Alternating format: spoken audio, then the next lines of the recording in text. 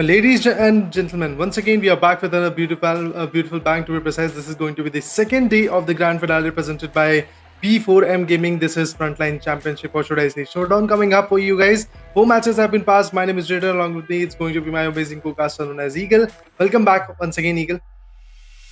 Well, first of all, very thank you, Raider, onto the another end. But I would like to invite my audience onto the another end because this is gonna be the second day, and the second day is always the day of comebacks because the event is almost of 3 days. So the mid one is gonna be the day of comebacks. But if we talk about the fly path, well, starting from those southeastern parts of the region, ending towards those northwestern parts of the region, it's gonna be a diagonal fly path cutting the map almost into a 15:50 ratio diagonally. Let's see what are the regions where we all can see those drop clashes.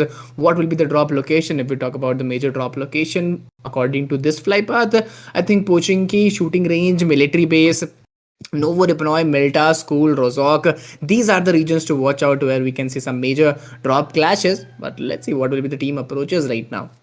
Well, definitely a lot of drop clashes are going to be there for sure. And Nova, as you all can see, already a clash is coming up in that particular region. Team TRS is also jumping pretty close to Team ANGKOR PUBG. So definitely Milta Power can be actually contested as well. Apart from that, PLAYBOOK Esports is completely going for the Prison Manson regions.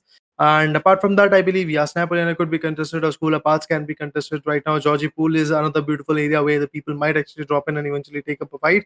So these are the few things, these are the few places where actually the troublesome situations can be created. But right now, if we talk about the play zone, the menace of this particular fight, that is the play zone. It is actually coming up on the northern corner, which will actually impact quite a bit because let's say teams like ELEMENTRIX or teams like ANGKOR PUBG or other teams in the Novoripnoi or Built Up Power teams, or even the teams like, let's say, teams like PLAYBOOK Esports, I believe, which is jumping in prison region, have to actually just gather some loots and eventually be in the zone, because being in the zone, holding that particular play zone is something which is going to be quite crucial. And there we go. We already have started with the fight, and eventually, I believe, one good member from Team MABETEX, just like yesterday, has been diminished.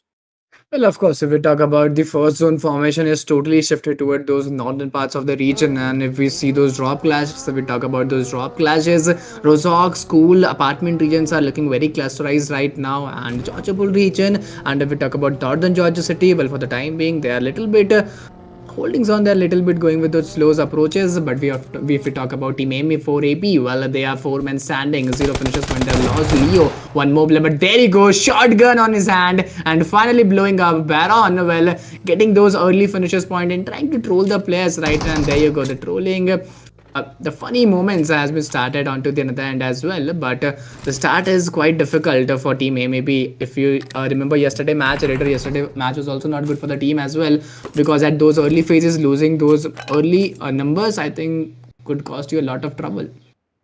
It did cost a lot of things to MABETEX, because they had only 7 points yesterday. Right now, they gained their first one, and after that, they have already started a banter with a team known as the DRS, and that's a legendary team. You don't want to actually mess with them, and eventually, if the fight actually comes in, they can easily be quite chaotic. They can easily take you down. Okay, that's Team Deadeye, guys, if I'm not wrong, coming up in front of us.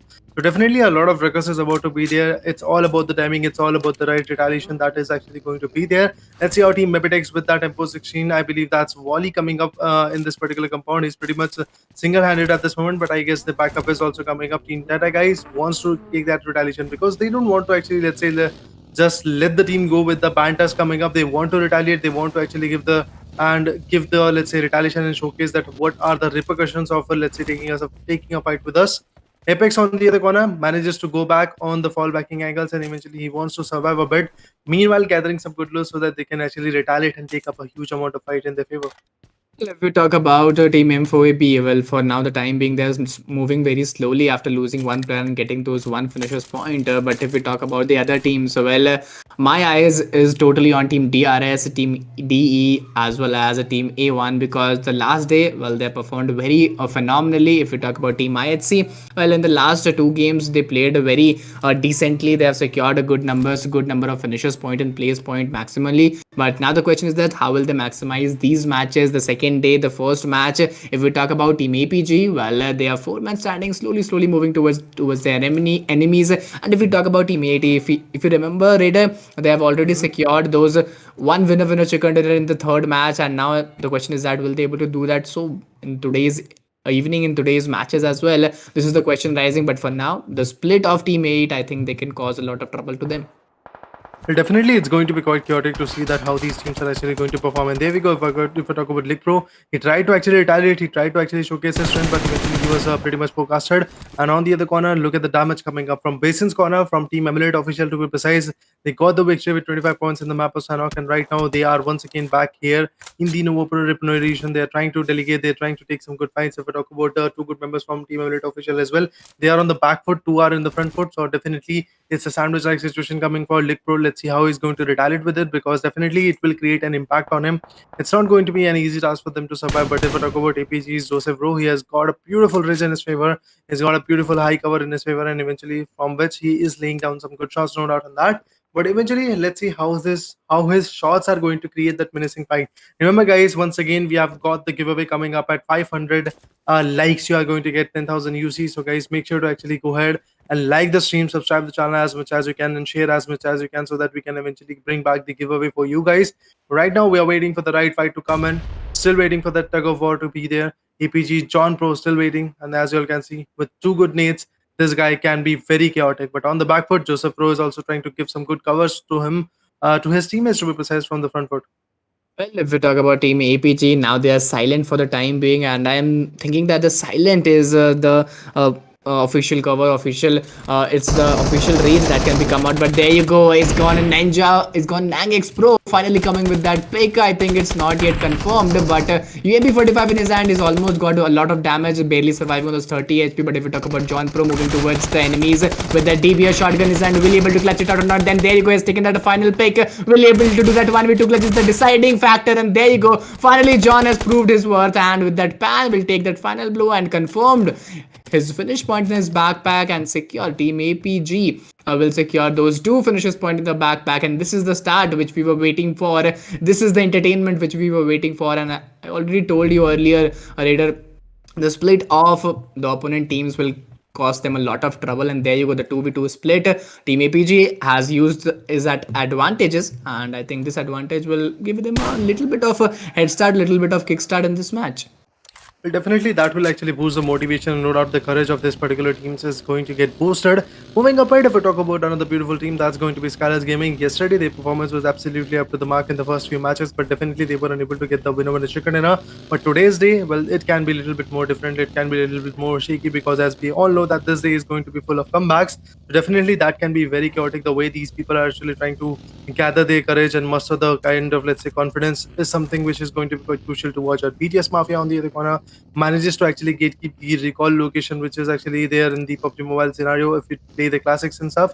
But in the let's say competitive scenario, you don't get any second chances. You don't get any chances of getting the recall and eventually bringing back your teammate. Once you are gone to the dust, and you have to actually learn that how you are actually going to develop your finishes in the first few circles as well. Apart from that, if we talk about this particular team, well, they are actually in a tug of war with Team High Voltage. Praveen and Assassin are trying to take them apart.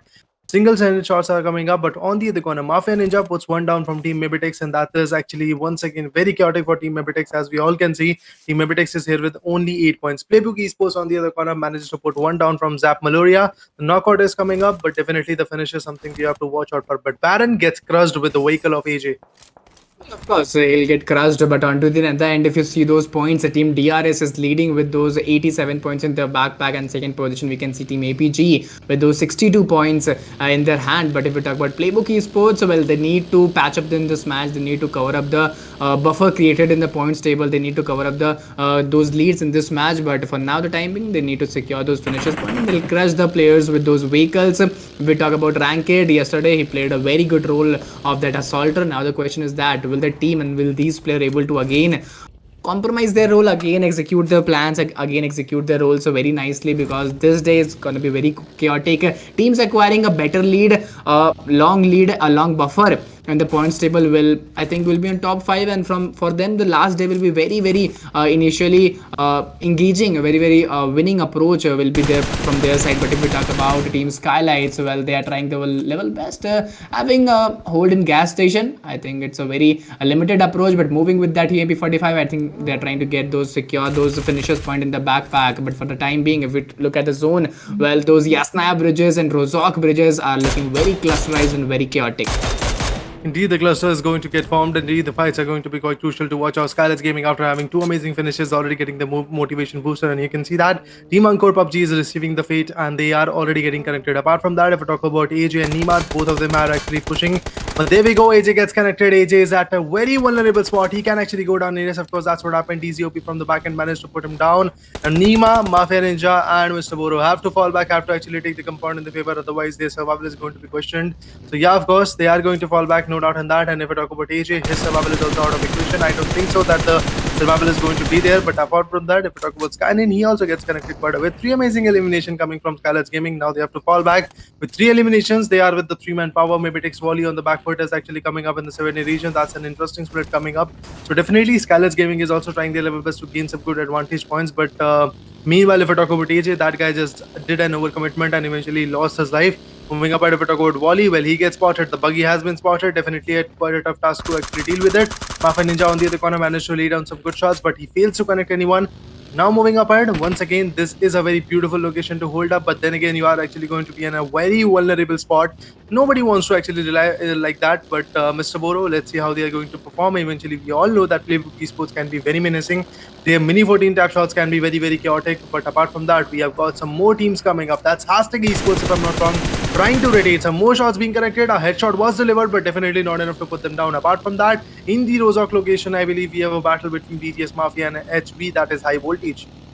Of course, Team High Voltage totally justifies their name. Well, the name is High Voltage and they give a high voltage performance. But for now, if it's look at our screens, it's Team SKYLIGHTZ are roaring in the match, securing those three finishes point, trying to secure those central part of the region. Well, this is not the central part of the Savarni region of this zone. And the question is that how will they able to capitalize? How will they able to defend the region? But if we talk about High Voltage, well, they are totally aggressing in, having grenades and throwables in their hand. It's totally the intention are quite clear that they will first take some knocks. They'll first take some initial picks and then they'll move forward. But there you go, Jiggle has been taken down by 8 Bash, and finally Team EET is also charging in. And this is the question, will they be able to take down Team High Voltage totally, or one-on-one knock will take place, one-on-one trade will take place? We talk Assassin, well, totally he's giving that IQ gameplay, sitting in the car, sitting in the Jeep, getting that third party angles, getting those triple views in his hand. And if we talk about Rocky, well, he's holding his position, not having any first aid kits will cost him a lot of trouble. But if we talk about Ash, holding a diagonal angle on those staircase, creating those smoke artificial cover, both teams are trying to take some time, buy some time from each other and get the players revived and get the healings revived. Well, let's see, will Team High Voltage approach now, or Team BIS will approach now, or Team 8 will approach now? Because it's a terrific trio fight. Almost 3 teams are available in just a small place.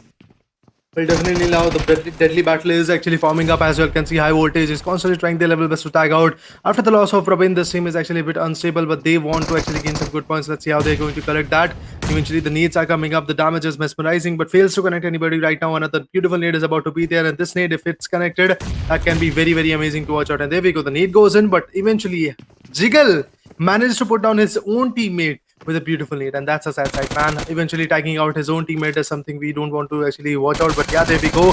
The opening has been created from the back foot. That was Rashad who has been taken down. Ash on the other corner managed to go do a beautiful 1v1. Now the last man standing from this particular team is going to be on the back foot. BTS Rocky from BTS Mafia, the last and the only guy which is still surviving, goes in for the heal battle.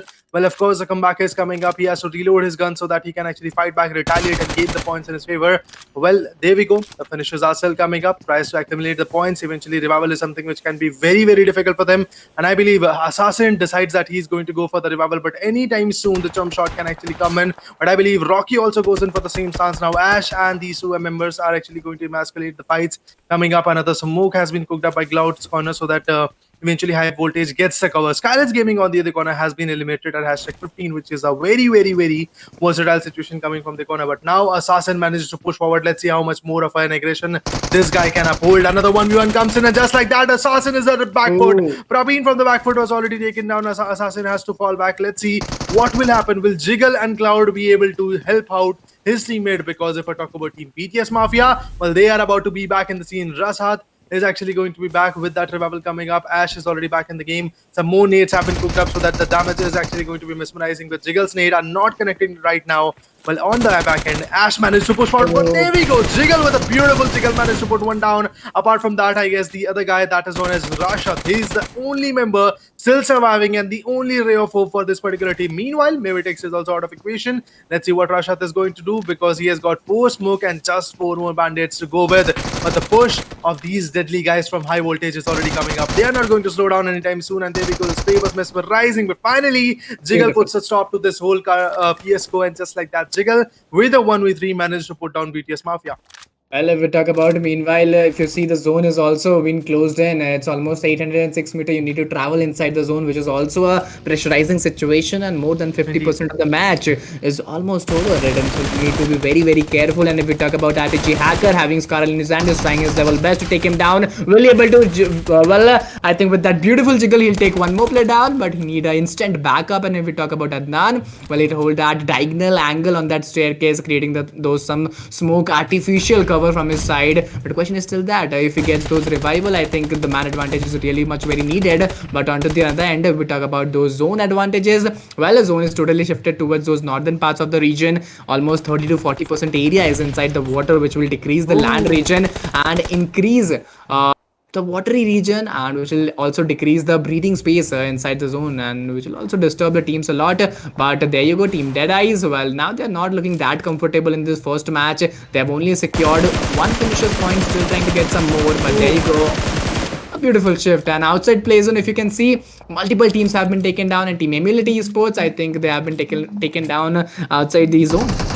But the worst part is actually, I will talk about that, but before that, there is a fight coming up. RTG Esports gets down. Adnan was the last one standing. He was also taken down. I mean, if I talk about high voltage, after taking down the beautiful team of, let's say, if I'm not wrong, the name, what was the name? I am actually forgetting the name that high voltage was fighting with. Emility Esports. No, I don't think so. That was Emility Esports. Which team was that? Emility Esports was also on the back foot, I know. There was a third party, but eventually in the compound, which was the team? I think it's what APPG Esports on sport like that. Even I'm not remembering that. I guess that was BTS Mafia. Yeah, BTS Mafia was the team which was retaliating with the team high voltage. But eventually, what happened? The zone damage was so mesmerizing that eventually high voltage lost 2 good guys of the team as well. Now the last man standing from team high voltage could be Assassin, if I'm not wrong. The only guy which is still surviving in that particular fight up is going to be there. He's trying to run as soon as he can so that he can reach out to the play zone. But ELEMENTRIX is one member that is going to be yet out. Manages to put down Charlie Sir. Para on the other corner gets connected quite a bit. Godless on the other corner managed to put one down from TDPG. That was Sean Pro. That means a lot of chaos is coming up in the lobby as well. The 4 zone is getting shrunk down really very soon. Hashtag Adi on the other corner managed to put one down from team APG as well. APG Pride not looking that strong. The last man standing is here right now. Goes in for a 1v1. Godless was able to deliver the 1v1, but on the back foot, from the backside, I believe that was DRS's Killer YT, as per the name suggests, killed the hopes of IH. Well, that was totally something different to watch out. I was not expecting that this would happen. If you win the fight, then third party comes instantly, and this was very, very difficult for the teams as well. But if we talk about Team Playbook Esports, well, these artificial smoke covers, well, are creating difficulties for them. And if we talk about H2R with that EMP45 and switching and those FPP mode, they'll finally get this fight and eliminate ANGKOR PUBG M from this match. But for now, 7 teams, 21 players on average. If you see, each team will have at least 3 players in their hand. But onto the end, the Deadeye guys, well, they are not looking very comfortable in this match, as I said earlier. But now the question is that how much points will they take in this match? Because yesterday was a great day for them. In 2 matches back to back, they performed very clearly. But there you go, Team DRS is back into their mode. Back to back, they're performing very great. But onto the other end, if we talk about Team Zapper, well, they are slowly moving. The last player standing, it's Pendless surviving for the team. The Lone Ranger, well, let's see how much finish point or how much place point he can gain for his team. Well, definitely. The last member standing from Team Zap MELIORA was Endless, trying his level best to survive to the Endless journey. But Assassin also gets connected. And just like that, high voltage at hashtag 6 has been taken. Now that means a total of 8 points is going to get credited in their favor. Only 5 teams are surviving, 17 players are there in the lobby. That means every single team is having a minimum of 2 players in their category. So definitely a huge competition can be delivered. Well, there we go. Rankid gets in the vehicle, gets connected quite a bit, about to get knocked out. And yes, of course, a knockout comes in. This guy known as hashtag Ahmad manages to provide a beautiful round damage to be precise. A down 4 was delivered, and Team Playbook Esports is pretty much surprised at this moment that even after cooking up a smoke, how did we get connected? Because if I'm not wrong, from Hashtag's corner, Ahmed was the guy who was constantly aiming on the seats of that vehicle so that whenever anybody sits on it and eventually the sound of gas is going to be there, definitely he's going to punch them apart, and that's what happened. Apart from that, let's see how this particular guy from Team Hashtag, I believe that saw he's going to repatch himself and bring back his glory, because the damage is absolutely mesmerizing. The team is just trying to take over the particular fight, but right now, slowly but surely, Sam here, 69 to be precise, is trying his level best to cook some smoke so that he can bring back his teammate also in the zone. Apart from that, now Team TRS is trying to move forward. They have got 4 amazing kills. Now they are going to move onward and eventually kill ELEMENTRIX. Let's see how the performance is going to get delivered. Well, KILLER receives the taste of need, but his nades are connecting on point to be precise. His splash damages are coming up, but definitely not enough to put the enemy, or that means ELEMENTRIX, apart from the journey. But yet Outa gets connected. Apart from that, if we talk about the other guy, his HP is not looking that great, but Precious about to go down in. Yes, of course. That was a beautiful and a precious knockout coming up from Team DRS's corner. The last man standing. Well, there we go. Shaw also gets down. And now the only ray of sunshine for Team ELEMENTRIX is there, giving up a reviver. But I don't think so that revival is going to be that possible, that plausible to be precise. And just like that, DRS with 8 amazing finishes are in the top 3. I mean, this team, well, they are never going to sit down. Well, I am quite impressed by this team performance. Well, back to back in the first day, then the second day, first match is gonna be, I think, the winner chicken dinner for this team. Hopefully, they'll get the winner chicken dinner today, because tomorrow day was not the day for the chicken dinner for the team DRS, because they've secured second position, third position in 3 matches, but they haven't secured a single chicken dinner. But still, they are the table toppers. This is quite different. This is quite unique to watch out. But if we talk about Team Playbook Esports and Team Hashtag, well, they are trying to initiate some more fights. They're trying to initiate the second last fight of the match. But Team DRS, well, they can totally use this as an advantage. They can use this as a third party and get the first chicken dinner of the event and get the first chicken dinner of the second day as well. But if we talk about Team Hashtag, well, Aquanox, well, he has finally taken down DRX. Nolex on to the another end, and the first opening pick from Team Hashtag and the second last fight of the day is totally been executed quite nicely. If we talk about Sam, he's using his throwables very nicely, but not that onto point, not that onto the connection. Inside those smoke artificial covers, still some shots are taken by Aquanox onto this another end. If we talk about Sam, he's totally targeting Playbook Esports, and one more grenade, one more throwable on that on point target. I think they will totally take down B2R. Sorry, H2R. I mean, on point fights are coming up, no doubt on that. Team Hashtag is actually trying their level best to establish the dominance, but eventually Playbook Esports is not letting them do the job and eventually take that retaliation in their favor. So definitely a huge amount of ruckus is there in the lobby, but let's see which team is going to just retaliate and gain the points. Last like Aquanox gets connected on the back foot. DRS is constantly trying to wreak havoc, and as we all know that it's a fight between 3 giants.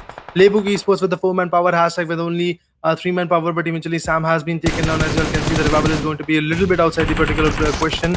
Adi and Ahmed, both of them are getting connected, but there we go. Sam 69 gets finished off. Apart from that, Adi also receives a beautiful damage. Ahmed also gets taken down. Now the last man standing is going to be Adi. He's the complete let's say chaotic guy, but there we go. He gets spotted from KILLERYT's angle. What was that? What a beautiful flank coming from KILLERYT. Another beautiful spray coming up. KILLERYT is about to go down, but before that, before going down, he's just slaying down every single guy who's there in front of him. And just like that, Playbook Esports is about to get decimated. 3 members were there, but Playbook Esports back and forth, getting connected. Rankin being the other guy, goes in for a DBS shot, gets connected. A DBS damage was done, and Delta was taken out. Apart from that, I have to talk about Rules OG.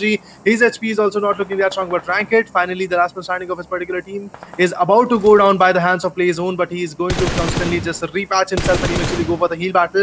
But the kills, well, they are going to get stolen by Gante's corner. That's absolutely amazing. Rules OG once again comes up with the domination, but unfortunately that guy was taken down. With the Rampage perspective, well, it's in the hands of KILLERYT. Well, KILLERYT moving up ahead once again, tries to focus forward, but gets spotted. The sprays are still coming up, the jiggles are still being established. Just like that, Team DRS with beautiful showdown coming up, gets a beautiful winner chicken dinner. This is how DRS is going to start the day and going to cross the 100-point marker. That's for sure, if I'm not wrong. I believe the number of kills coming from the corner is absolutely mesmerizing. If I total it up, 13 kills and 15 for the position. That means a 28-pointer coming from DRS's corner. Total, if I do that kind of, let's say, strategy coming up from the corner, I believe they are easily going to cross the 100-digit marker, and this is the first team I believe which is going to cross that perspective.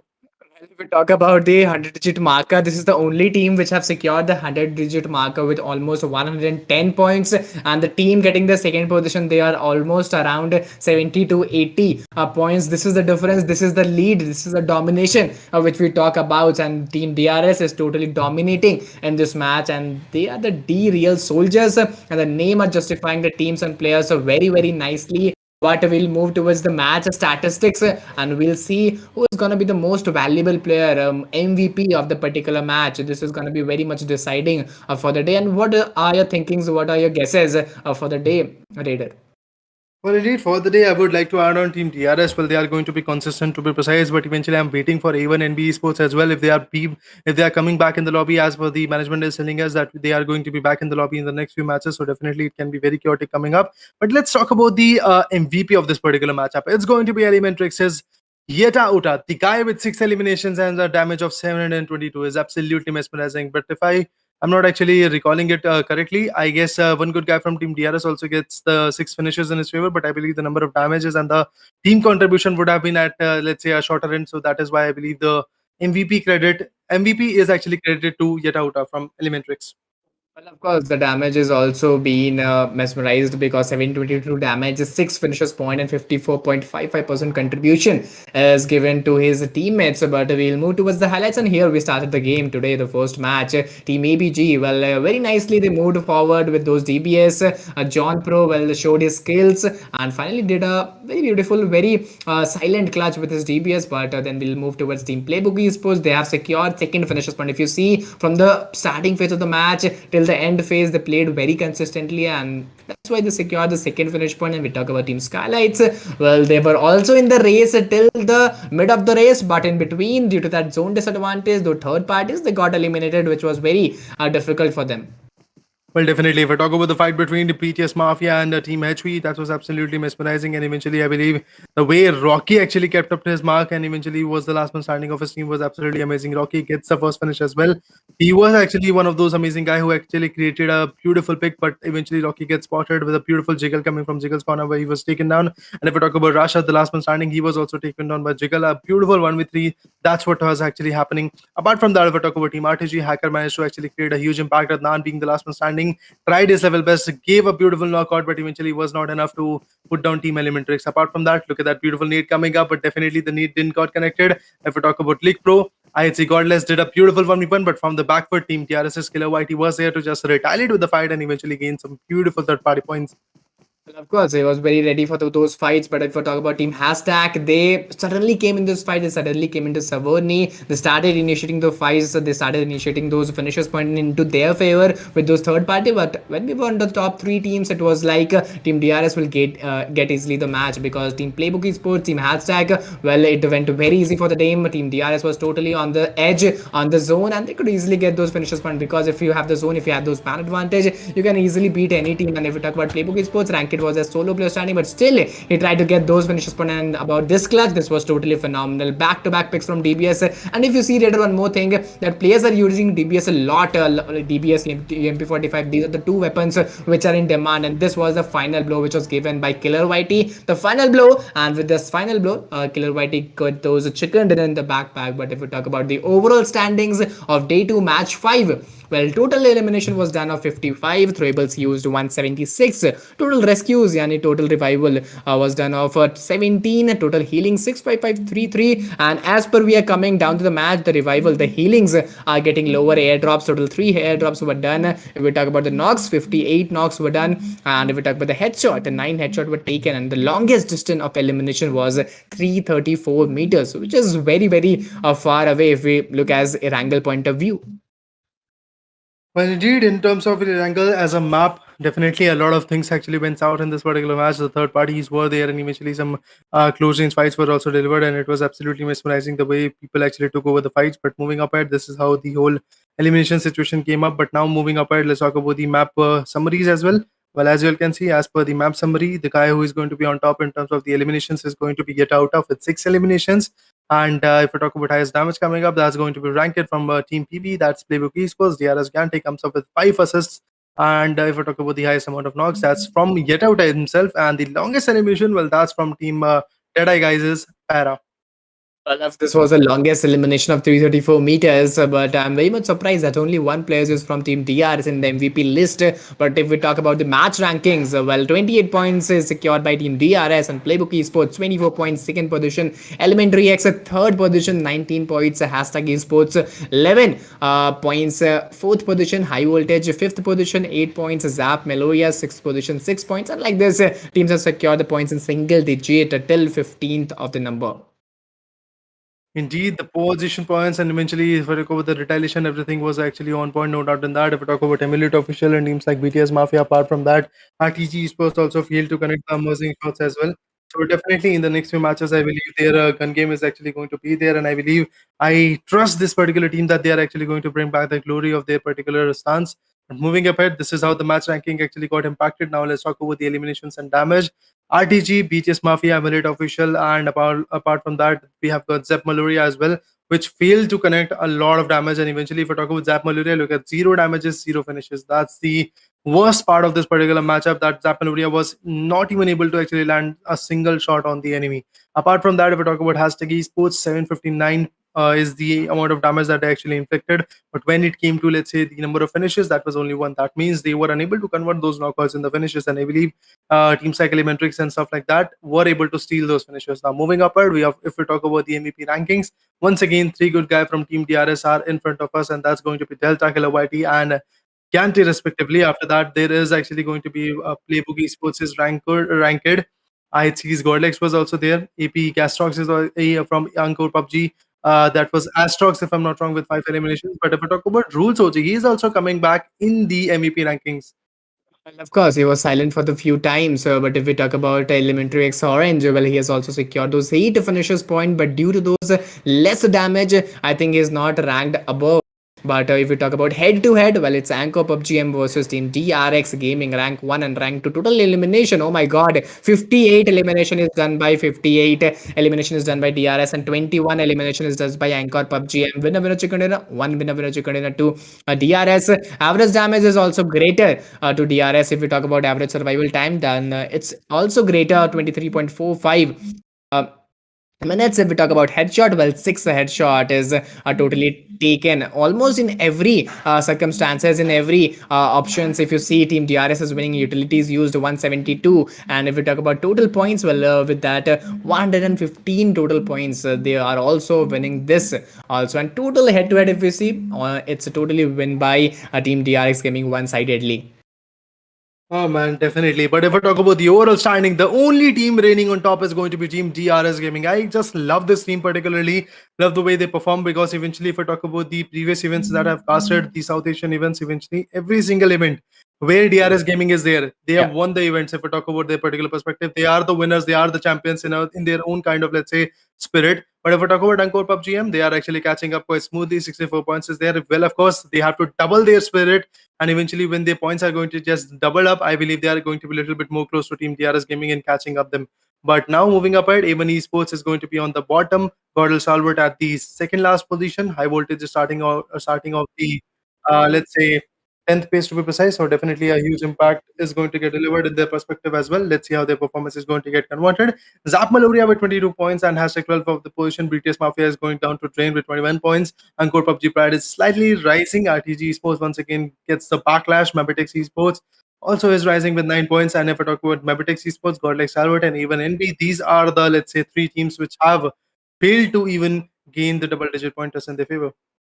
Because they have failed to get those double digit point, even those 10 points. But if we talk about the map rotations, well, there you go. The next match is upcoming map is of Miramar, which is full of those chaotic, height advantages, height disadvantages, ridges, dips, bolt action sniper rifles, and many more chaotic things. And the most important, the rotations are very difficult in this map. So guys, stay tuned. But if we will move towards the players, so head to head battle, we'll get to see which are those players who are battling with each other, who are tackling with each other in each single game. If you remember, yesterday was the day for Team DRS. In every head-to-head battle, we get to see those DRS players one-on-one to each other. And again, the question is that how will they come today, because the first match was totally very very good for the excellent, I'll say, for that team, because they were unable to get those chicken dinner yesterday. But today's date is very much remembering. But if we talk about the head to head, well, there you go again. Team DRS Delta X and Killer YT is in front of them. 19 finishes point is secured by Delta X, 17 by Killer YT. If we talk about the damage, well, totally Delta X is leading with those 1,000 extra damages in his backpack. If we talk about the assist, well, 7 extra assists is given by Delta X. And if we talk about throwables, well, in throwables, Killer YT has used extra number of throwables. He has used 54 throwables in total. And if we talk about the average survival time, well, 22.46 minutes is survived by Killer YT, which is more extra than 2 to 3 minutes. I'm sorry, 2 to 1.5 minutes extra than Delta X. So I think they're almost playing as a team, as a wonderful team, playing very nicely, very excellently. And what do you think? What we can see in the upcoming matches? Well, definitely, eventually, if we talk about the matches coming up, it's going to be quite strong to watch out, because the map of Miramar is bound to happen. After that, Sanok is going to get delivered, and then we are going to witness the map of, let's say, Irangle coming up to wind up the day. And this is going to be quite a crucial day, because as we know, this is going to be the day of comeback, and tomorrow is going to be the judgment day, which will decide that who is going to Yeah. be the champion. So, Filal, if I talk about this particular day, it can be very good. It can be very crucial. It can be very mesmerizing, to be precise, to watch out that how these teams are going to convert the facts in their particular perspective. But right now, we are about to take a short break, and we'll be back with the second match for the day, or should I say, the sixth match of the grand finale, presented by P4M Gaming and the Frontline Showdown as well.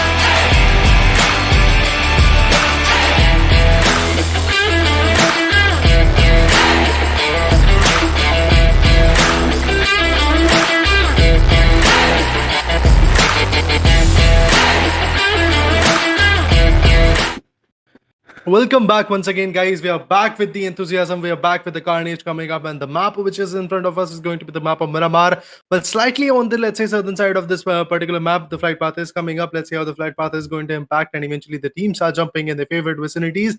They're starting it off in the, let's say, Labandita region, and they're going to go all the way to Montenemovo. Let's see what happens.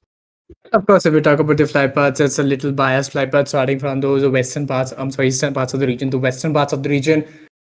And if you clearly see the flight paths, it's a little bit biased toward those southern parts. If we talk about the northern drop locations like La Cobria, Water Treatment, Crucial Valley, El Hazar, El Pozo, I think these are the region where we can see a lot of cluster, a lot of crowd. But if I talk about the southern parts, I think Los Clanes and Chumaquera, Pecado, here are the 3-4 regions where we can see a lot of cluster, a lot of crowds, a lot of teams going and early phases fights. But until the other end, if we talk about the Impala, well, it's a silent region and we can see 2 to 3 teams there as well.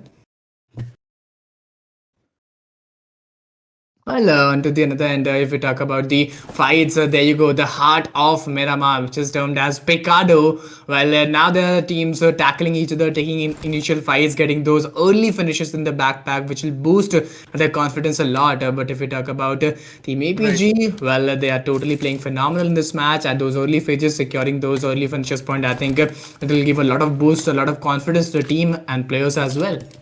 Indeed. The confidence is actually going to get boosted a lot, and eventually the way these people are just trying to take up the fight is something which is absolutely going to help them a lot. Apart from that, if we talk about high voltage, well, they are trying to deliver the fights. Team Underground Kings already been getting bashed.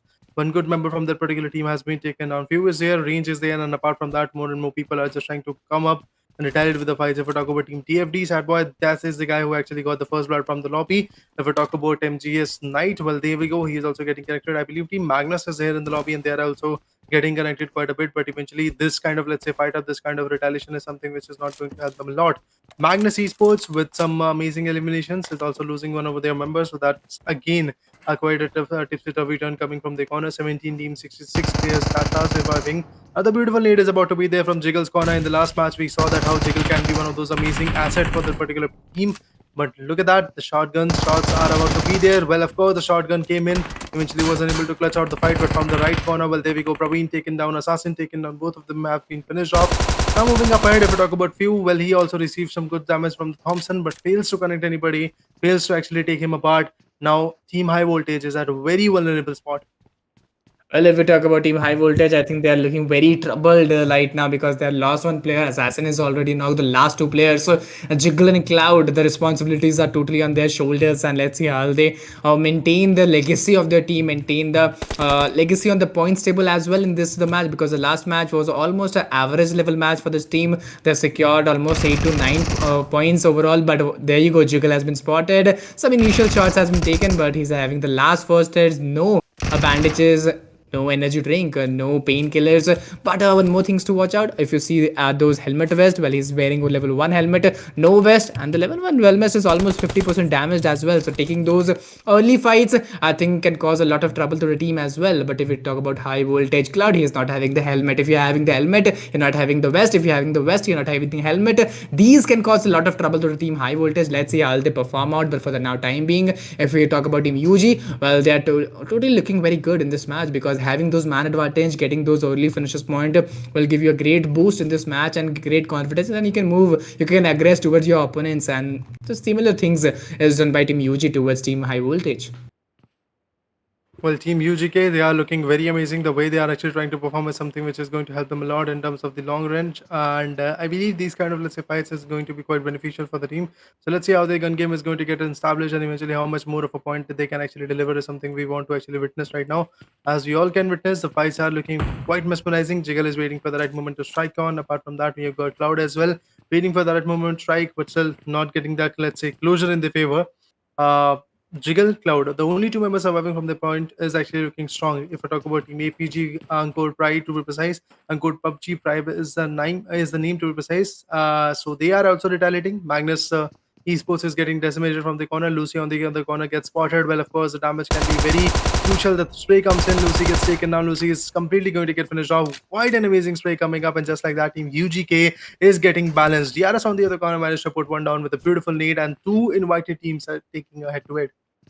Well, of course, two invited teams are finally in front of each other, but now the question is that 17 teams, so 60 players are totally surviving. And the most important question, how will they play off right now? But on to the other team, DRS.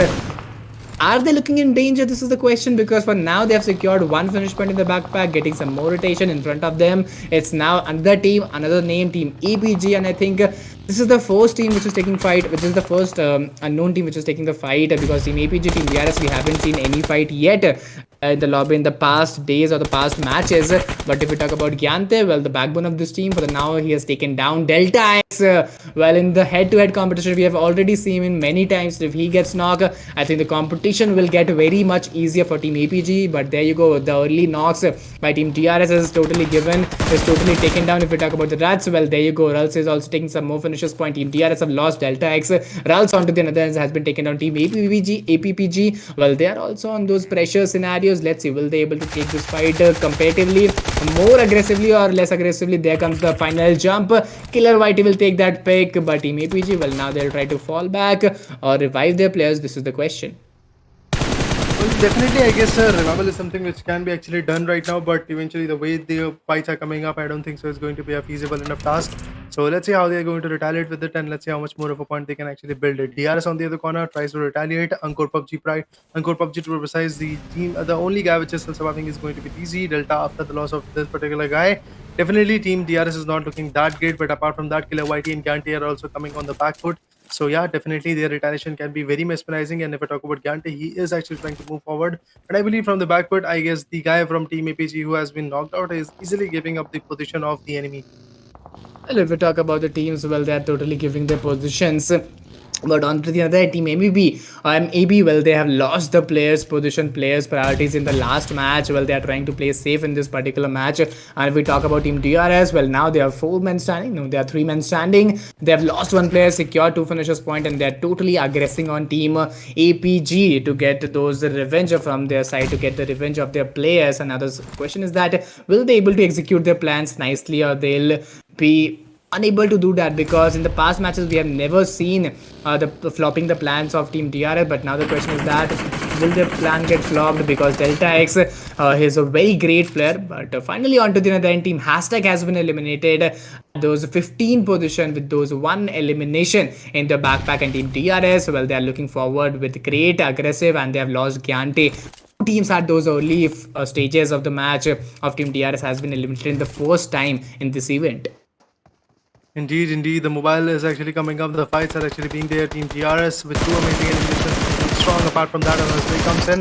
Just like that, DRS is back in the game. But eventually, the last man standing from Team APG managed to deliver the fight. And DZ was the one who actually just completely took down the particular fight. I believe that was Astrox who was actually able to eliminate Team DRS. And for the first time in the, let's say, 6 matches that have been actually passed, DRS is actually going down so early, which is not a great sight to watch out. But eventually, this is how the game goes on. But I don't think so this is going to create a significant impact on Team DRS, because even after getting 2 good chicken dinners, I don't think ANGKOR PUBG M is going to just gain the first position, because the gap is mesmerizing.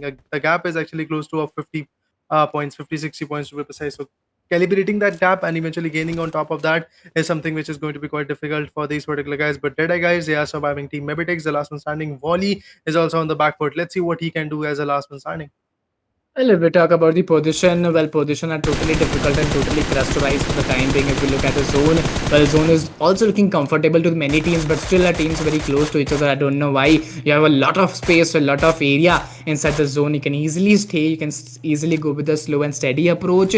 But lastly honest, still there are 3 to 4 teams moving very slowly, moving very calmly. Don't know why. It may be the first zone. This first zone not cause a lot of damage, but team MB, well, they are moving very slowly. The last player surviving. Let's see what he'll do, how many finishes point he can get, what is the place point at the end of the match he'll get for the team. But if we talk about those western parts, almost 4 to 5 teams are spotted there as well at the Hacienda del Patron, Monte Nuevo regions. And this is the question to watch at why the teams are there. Will the next zone formation we'll see at those western part, are these the prediction of the players, prediction of their IGLs, or this can be those aggressive approach for the fights? Indeed, indeed, the fights are actually going to be quite mesmerizing to watch out. The people are just trying their level best to retaliate and eventually gain some good points as well in their favor. Moving up here, let's see how the point system is going to get calibrated. Is it going to be an easy task? Not at all. Eventually, I believe The connections is something which is going to be quite crucial to watch out. As you all can see, the fights are still coming up. The gun game is still being delivered. MEBETEX's Wally, the last man standing, is still trying his level best to just gain some good points. He has got one amazing finish in his favorite team. Guys is already trying to rotate forward to be in the play zone as well. Apart from that, if we talk about Wally, two first aid kits and one med kit is already here in his hand to be precise. So definitely that can help him a lot in terms of his healing power. But the third zone is about to get compromised, and eventually I believe Joker sir is already waiting for him to take him apart. Well, if we talk about total teams, so 13 teams of 43 players are surviving for the time being. Almost 10 to 11 minutes are over, and team MEB Valley is the last player surviving for the team, is the Lone Ranger surviving for the team. And the question is that how much more time will he survive for the team? How much more finishes point? How much more place point will he able to get for his team? This is the question. But if we talk about the other teams, if we look at those points table, 115 points is secured by Team DRS, and they are still the table toppers. I want to see that the early elimination of DRS will affect which team will get the advantages of those early elimination of Team DRS. This is my question. I think Team APG, if they play best, if they play very gratefully with those 25-30 points, they can come closer to Team DRS, but I don't think so that they can beat Team DRS in a single match. But indeed. Beating them is not going to be an easy task. Eventually, coming up and gaining some good points is something which can be very crucial to watch out. And we can already see the definition of this particular fight is not working up to the charm. And eventually, people are just trying their level best to tag out and gain some good points. Team Elementrix along the charm is actually having some good ridges. Well, Shawl is there, Precious is there, but on the back foot, well, I fail to see that we have IHC as well in the current scenario. Apart from that, one more team is actually being very close to Team Elementrix, so definitely a lot of chaos, a lot of ruckus is bound to happen in this particular region. So let's see how Team Elementrix is just going to catch up to it and eventually gain some good points or not. SKYLIGHTZ Gaming is coming on the back foot, so yeah, Precious can be tagged out anytime soon. Well, AJ is coming up little bit more close, and slowly but surely the closeness is actually getting increased from the back foot. Well, there we go. Precious gets connected quite a bit, and from the front foot, it's going to be Alex who's going to just get the finish in his favor. Shawl being the last man standing, the vehicle gets damaged quite a bit. He is still surviving, still gets spotted. Sprays are still being delivered, but Shawl gets in the compound, and now he's going to live up to the fight for next, let's say, few seconds. If we talk about the total teams, 13 teams of 43 players are still surviving. If we talk about the team HIHC, well, last match the team was not in the game. Last match the team was not in the flow. But this match is going to be quite different because you need to play very carefully. The number of matches is getting slowed, the number of matches is getting very lowered, and the question is that how will the team outperform? If we talk about team ELEMENTRIX, well, they are moving very calmly, they are moving very slowly in this match because early elimination which caused them a lot of high cost to pay out. But team ELEMENTRIX is moving very slow. If we talk about team SKYLIGHTZ, they played really very well in the mid stages due to those third parties and due to those zone advantage, they got eliminated. But in this match, if they go with that same flow, I think it's going to be quite disturbing. Mafia Ninja has taken down IHCIC, and Alex is trying his level best, getting those prone shots. I think didn't make a lot of connection, but gave him a lot of confidence. Indeed, the confidence is still coming up. The people are still trying to fight back and eventually gain some good points. But let's see how they're going to build it into their favor or how they are going to retaliate with the particular point system is absolutely something which is going to be quite crucial to watch out. But Alex is backed out of that buggy, who has burst out, so definitely his rotation is going to get impacted with that as well. SKYLIGHTZ Gaming is also trying to move forward. Mafia Ninja with very low on HP on his hands is trying to actually just be as far as he can actually be in the zone as well, because the third zone is actually 300 meters away from Elementrix as well. So they have to travel. Shawl is the only guy which is still surviving from Team Elementrix. Well, he don't have the right kind of utility. Only 2 energy rings is there, 2 nades are there, and apart from that 4 smokes are going to be there, but definitely not enough to help him a lot in terms of his rotation as well.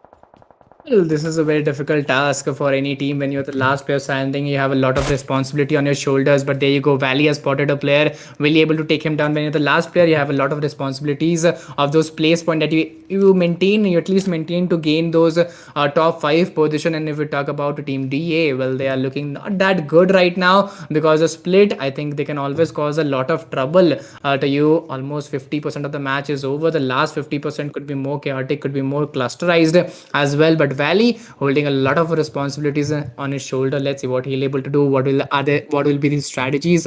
What will be his momentums and this match? But if we look at the zone, well, the shrink of the zone is coming very slowly. Teams need to get ready for those fight. Teams need to get ready for those momentums. And now question is that if we talk about Gyante sir, if I'm not wrong, Gyante sir is totally looking very much unknown to the position of Valley.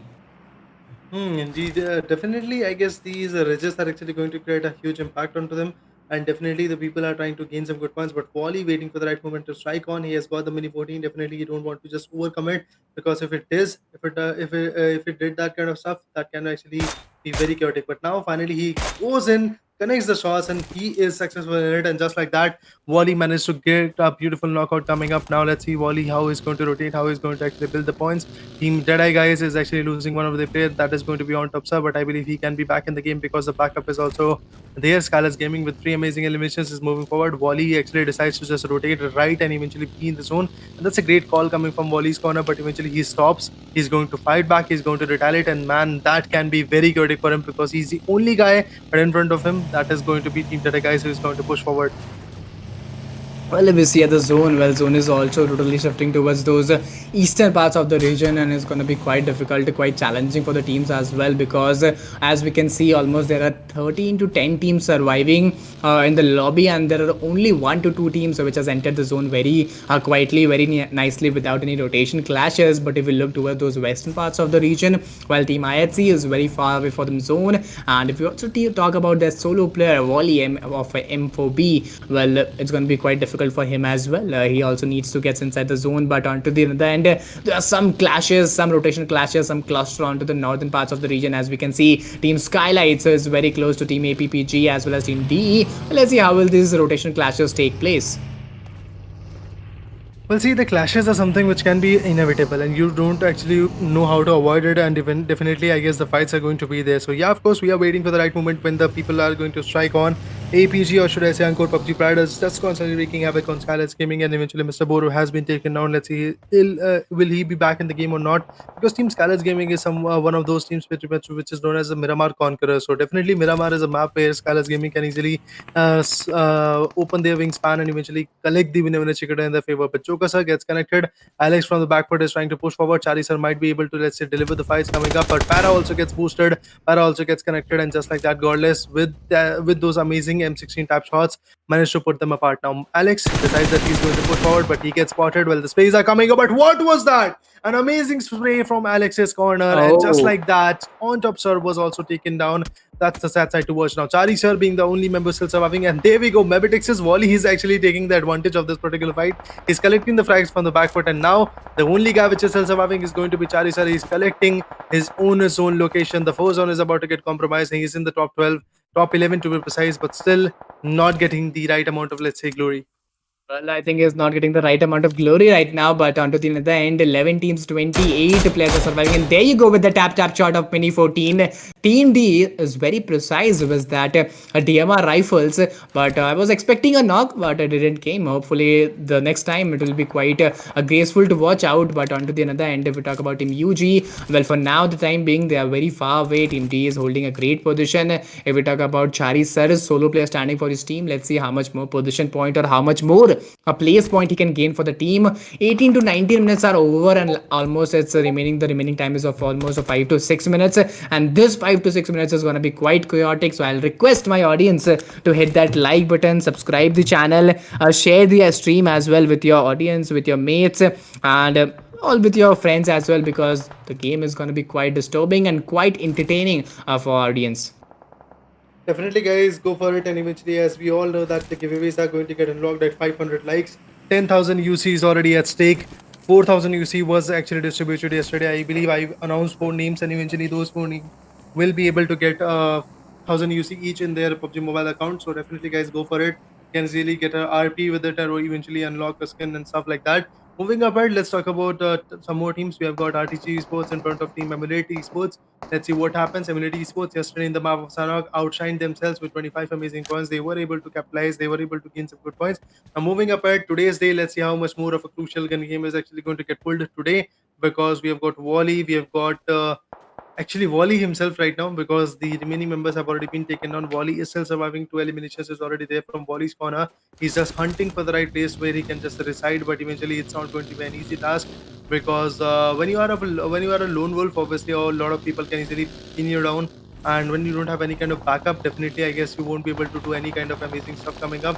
But the push is coming. He's trying his level best to delegate and eventually clean the zone, but it won't be an easy task for him. In front of him, there is a small shack coming up, so definitely he can just uphold that shack, and if he's able to do so, he is easily going to survive till the next zone as well.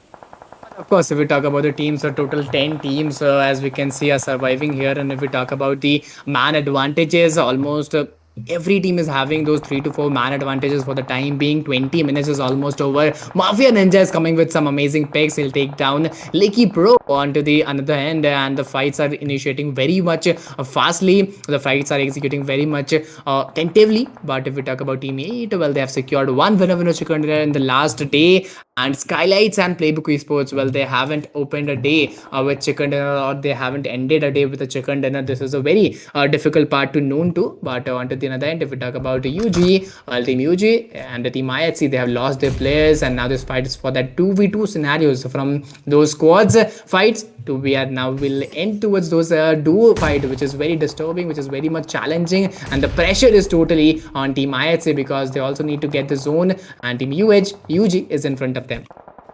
Well, indeed, the pressure is coming, the plausible fights are coming, and there we go. UG if you gets connected, that means Team Underground Kings are actually getting shattered. IHC in this particular matchup is looking very strong. Well, there we go. Another 1v1 fight comes in. Oh, the space were absolutely mesmerizing. Then the last man standing was also taken down by Alex.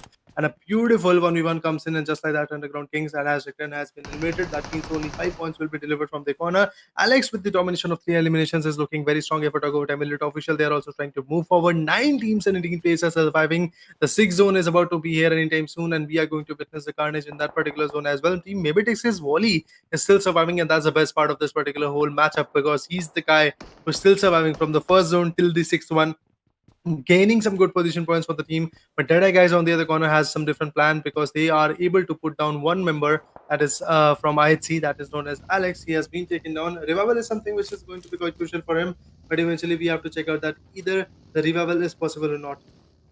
If we look at the team's position, if we look at the team's A players area, I think Team D is out of the zone. And if we talk about the team BTS, well, they're looking in a great position. They're looking in a silent position. But onto the another end, Team IHC is totally targeted by Team D. Chari sir has been spotted. Well, the question is that will this solo player able to grab those finishes point in front of them? I can see almost 3 to 4 finishes point and lying in front of him, but will he able to do that because he's solo player standing? But onto the another end, if we talk about Wally, well, he is also the solo player standing. If vehicle explosion takes place, I think he'll get knocked, but he needs to save his vehicle as well. If I talk about Team SKYLIGHTZ, Mafia Ninja has been taken down, but there he go, is moving towards Khan, but Khan will take that final blow with that AK in his hand, and a perfect execution and perfect ending of this match. But if we talk about the playbook, well, they are 4 men standing again on top 8 position, and the chicken dinner which is missed at last match, will they able to execute the plans? Will they able to take the chicken dinner in this upcoming match? Because they are totally with those 4-man strong advantage, and what I think is that they are the solo team with that 4-man strong advantage. We can rule this match, they can rule this game. But for now, Ranked is moving forward with those grenades and with throwables in his hand. Well, look at the needs, look at the mollies coming up. Definitely the needs and mollies are going to create a significant impact, but they was just stairway, so he was able to climb on it, and he escaped from the damage coming from Playbook Esports, but not for long. He's going to escape it. Apart from that, well, there we go. D Charlie sir gets spotted. Wally was able to retaliate with it, and just like that, Team MABETEX is back in the Sunshine region. Top 5 is this situation which we are looking up to. Team Deadeye guys was taken on quite swiftly. Now only 5 teams and 10 players are surviving. Team MABETEX, I would like to actually give a huge shout out to that particular team, because the way their enthusiasm is coming through, the way they are surviving is absolutely something we all wanted to know. But a beautiful nade came in, and just like that, 2 good members from Team Playbook Esports were taken down, and same goes for Team Emulate Official as well. They are also receiving a lot of backlash, but there we go. From the back end, Zap Meloria gets taken down. Nado was actually taken down, but Zap Meloria, will they be back in the Sunshine region or not? But Wally cooks up another beautiful nade. That nade can actually impact, or maybe very soon, I believe we can see Zap Meloria going down to drain. But the nades, oh, the on-point nade of Team MABETEX. Wally, what a beautiful nade from this guy's particular corner. He was able to attain some good points. I believe, if I'm not wrong, the last man standing from Team MABETEX. 5 amazing eliminations from that particular guy. But another 1v1 come in, and just like that, it was a beautiful 1v4 coming up. Emulate Official tried their level best, but eventually they failed to connect anything, and just like that, they have been taken down. Now the fight is between Team Playbook Esports with the more manpower.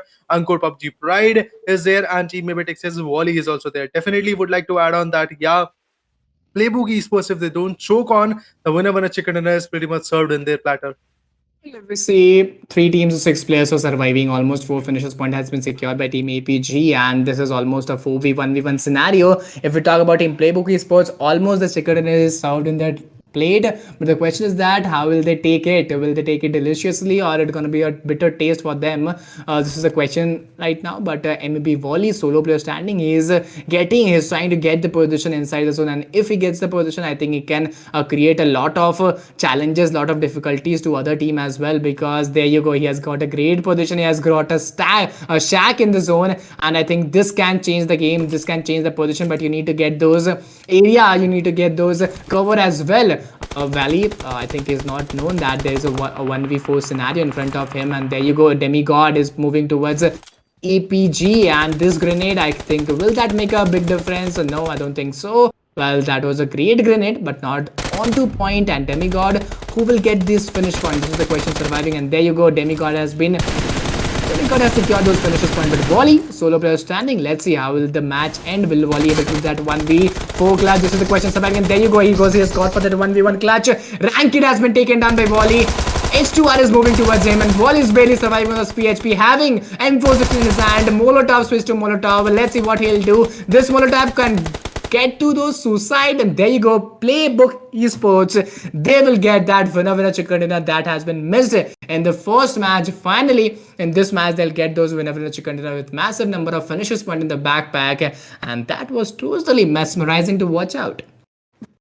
See, definitely, I would like to add on that, yeah, Playbook Esports with a very swift game and a very great aggression coming from the corner was able to get a beautiful chicken dinner. But would like to give a huge shout out to Team MABETEX. Volley, the guy, the lone ranger of that particular team, carried the whole team from the first zone till the last one. Manages to get the 12 position points, manages to get 6 frags. That means a total of 18 points in a single match, and that's really very beautiful for this particular team. But Playbook Esports, a huge shout out to them as well by actually performing like this one. They were able to gain some good points. But now, if we talk about Team MABETEX, well, there we go. Volley, the giant, with 6 eliminations and a total damage of 1174. That means a total damage of close to 1200. And the damage contribution for the team was absolutely amazing. Look at that. 100% of the contribution is done by this particular guy. That means the whole team got decimated, but Volley was the one who was surviving. Volley was the one who carried this team to glory. And eventually, Team MABETEX is somewhere around in the corner, smiling for the moment. Of course, it totally helped his team. But if we talk about the highlights of the day, here we started the day, but almost there are some technical issues in between which we face. So between these times, guys, I would like to help you to hit that like button, subscribe the channel, and share the stream as well. But moving towards the overall standings of the day, total 63 elimination has been done, and throwables used almost 170 throwables, 22 rescues. If we talk about the healings done, 6902 healings were done. And if we talk about the total knocks, well, total knocks was of 69, total headshots 9 headshots, and longest distance elimination was of 354 meters.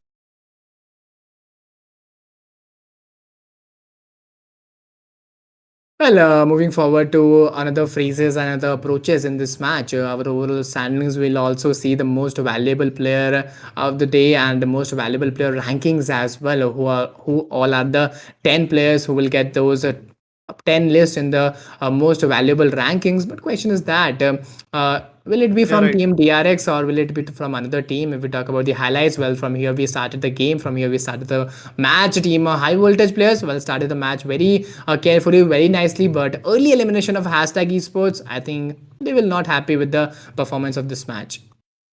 Well, indeed. I believe the performance coming up from BG team BTS Mafia was not that up to the mark. Eventually, they tried their level best to gain some good points, but failed to connect. So, if we talk about Playbook Esports, well, of course, that is the team which was able to get the beautiful winner chicken dinner. Apart from that, if we talk about the Menas journalist region, there we go. This is the area where the carnage actually sat forth.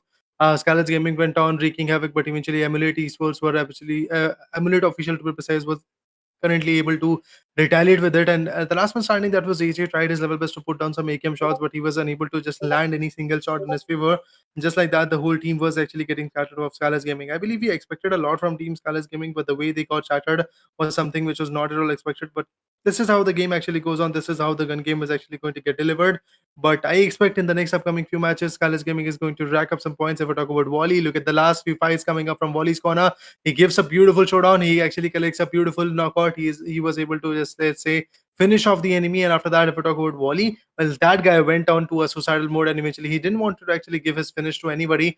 Just like that, he got connected with the Molly, got finished, and eventually the winner chicken dinner came in for Team Playbook Esports. So meanwhile, if we talk about the highest damage, highest elimination, both of them is actually in the hands of Wally, along with the highest knockouts. So stats is also in this favor. If we talk about the match summary, well, match summary was totally phenomenal to watch out. If we talk about the highest elimination, well, 6 finishes points secured by Wally, and highest damage was also done by him. Alex has secured 2 highest assists, highest knocks were done by Wally itself. And longest distance by ELEMENTRIX or Orange is done. But Wally, well, he has totally played phenomenal. He has proved his worth in his team and his worth is in the game as well. But this was the match 2, match 6, I'm sorry, match 6 and day 2. This is match summary. But if we talk Yeah, about the other teams overall rankings and the rankings of this match, what do you think, Raider? I think Team DRX will again rule the overall standings, but for sure, for Playbook sure. Esports, there you go, Yeah, 20 definitely. Definitely, overall points. definitely. I think that yeah, DRS is going to rule the charts. Yeah, of course, in the match by standing, definitely their stand is not looking that great. They're at hashtag 13 with only 2 points. We'll talk about that, but before that, let's give a huge shout out to Team Playbook Esports by getting the 20 points and eventually having a beautiful winner chicken dinner. Well, this is the chicken dinner with the least amount of points, but yeah, definitely chicken dinner is a chicken dinner. That's a motivation booster for Playbook Esports. They have been hunting for this, and I believe now they are getting the beautiful taste of this victory. MABETEX Esports, 18 points, definitely going to create a significant impact and eventually rise a lot in terms of leaderboard. ANGKOR PUBG Pride with 14 points. Emulate as well got the same number of points. If we talk about data guys, only 11 from them. Zap MELIORA with 10. And Zap MELIORA, the team actually got ended with a beautiful lead coming from Wally's corner. So yeah, definitely MABETEX was one of those teams which actually entered a spirit of a lot of teams, be it Team Jedi guys, because if I'm not wrong, Team Jedi guys, his last member standing was also taken down by him. Team TRS was also picked up by him. IHC Esports, 9 points for them. SKYLIGHTZ with 7 of their own. And eventually, this is how the whole stats actually went out. Now, moving ahead, let's talk about the eliminations and damage page. Well, of course, if we talk about the elimination and damage page, the maximum number of damage was given by team MAB of 1554. Yeah, it's almost 1554. And the maximum finishes point is secured by, if I'm not wrong, it's a DE with those seven finishes point. And IHC is also challenging them with those 7 finishes point with a damage of 1283. And if we talk about the damage of team D, well, they've only secured 973 damage and only 7 finishes point. They're very precise to their damage and to their finishers point. But if we talk about the other teams as well, I think Team BTS, Team MGS, they need to work on their gameplays, they need to work on their strategies, they need to work on their mindset, because they're not performing that well, which we are expecting. Indeed, the performance is not coming up to the mark right now. If we talk about Team Magnus Esports as well, apart from that, if we talk about Team BTS Mafia, well, the performance is not up to mark. Hashtag today is also not performing. That means Team Hashtag Esports is unable to perform today as well. High voltage, I don't know what is happening. Two straight matches, their performance is not up to the mark. In the previous one, they were able to contemplate Team High Voltage, and after that, they were taken down. But right now, in this one, only one finish and a damage of 640. That means they are able to put down a beautiful deal of damages, but they are failing to connect anybody in terms of the elimination. So that's something they have to be worried about. Now, moving ahead, let's talk about the overall standing as well. We are going to witness that really very soon, that how the overall standing got impacted with this kind of performance. Well, if we talk about the overall standings, our audience must be also waiting for the overall standings. But before that, I'll request my audience, request every audience to hit that like button, subscribe the channel, share the stream as well, and we'll move very sooner to the overall standings. But talking about the elimination and damage forecast, well, I think in this team MAB as well as team APG, team IHC, and team SKYLIGHTZ Gaming as well, they are rolling very nicely. But if we talk about team E8, well, we can clearly see they have secured 6 finishers point, and total the damage is given to 13 and 30. If 1 or 2 more finishers point would be secured, I think they could be the most valuable team. But moving towards MVP rankings, well, DRX Delta X with those 19 finishers point, 2947 damage in his backpack. Gyante 13 finishers point, And Killer Whitey 17 elimination has given. He has also secured 17 elimination. Playbook Esports, well 9 finishes point, and IHC Godless with those 12 finishes point in the backpack with the damage of 2468 secured. Well, definitely a huge deal of damage has done and dusted. If you talk about Emulate Official, they are also coming back slowly and slowly in the MVP rankings. They are in the top 10, which is absolutely amazing. Now, moving up ahead, I would like to expect and see the overall ranking as well, which can actually showcase that what kind of strength these people actually upholded. But I'm actually happy to see Team DRS doing this kind of performance. Yes, Rules OG once again gets out of the leaderboard, but I believe he'll be back again very soon in this particular matchup. As you all can see, the overall ranking is very, very amazing. DRS, after having only 2 or 3 points in their particular perspective, they are at 117. Playbook Esports slightly came back on the top, and eventually they are having 75 points. ANGKOR PUBG, which was the team at the second position, gets declined off the second position. Now they're falling to the third one with 69 points. Emulate Official, along with them, DEADEYES, IHC, ELEMENTRIX, and KINGZ and SKYLIGHTZ, they are maintaining their consistent position of 4 to 9 respectively. Now moving up ahead, if I talk about the second page as well, would like to see which team is actually leading the chart on the second page, because currently if we talk about the top 9 teams, the situation is looking a bit more affordable, or should I say a bit more convertible, from hashtag 1 to hashtag 2 to hashtag 3. But eventually if we talk about DRS Gaming, catching up to them is going to actually take 2 or 3 good games and 2 or 3 bad games for TRS Gaming. If they are failing to actually get any kind of point in 2 or 3 games, and teams like Playbook Esports and the other team, that is ANGKOR PUBG, is able to gain some good points in 2 or 3 matches, I believe there is going to be an incline, or dethroning is actually going to be there. But before that, the second page starts with Zap Meloria with 32 points. Well, of course, so they have secured 32 points, high voltage 28 points, 11th position, hashtag esports 27 points, and there is a neck to neck fight from 11th position to 15th position, because they are all in 25 to 28 points. And if we talk about 16th position, RTG esports 14 points into backpack Magnus, only 9 points, and A1B NB esports 6 points. I think they haven't secured a double digit number yet in almost 6 matches, and there are more 6 matches pending. Let's see. Almost 50% of the event is over, and more 50% is pending out. Let's see how the teams and how the players perform out in the upcoming events and upcoming days. Definitely going to be quite tough to watch out, but right now the third map is going to be here anytime soon, and that's going to be Sanhok. Let's give a quick recap to you guys. The first one actually went out in the hands of Team DRS with a beautiful 28 pointer, and that was the map of Erangel. In the second one, it was Playbook Esports who conquered the map, who conquered the Miramar with 20 points only in their favor. So definitely it was quite amazing. Now it's all about Sanhok coming up very soon. Let's talk about the player head-to-head coming up. We have got Team DRS's Delta on the left side. On the right is Gyante. And if we talk about the eliminations, well, 6 points are more there in the Delta's corner. If we talk about the damage coming up, damage is also looking very, very amazing. People are performing, people are trying to relegate the points, no doubt on that. If we talk about the throwables being used, well, Gyante is the one who is using the highest amount of throwables in his favor, which is mesmerizing. But if we talk about the average survival time as well, Gyante is the one who is living up to the mark. But when it comes to eliminations, damage, and assist, well, there is that is the moment where Delta is reigning on top. Of course, Delta is totally raining on the top. But finally, after this, we have completed the 50% of the event, and almost 2 matches are over for the day. We'll move toward the ending, and we'll end this match by this only, and we'll take a short break of 3 to 4 minutes. Till then, guys, stay tuned and keep supporting us.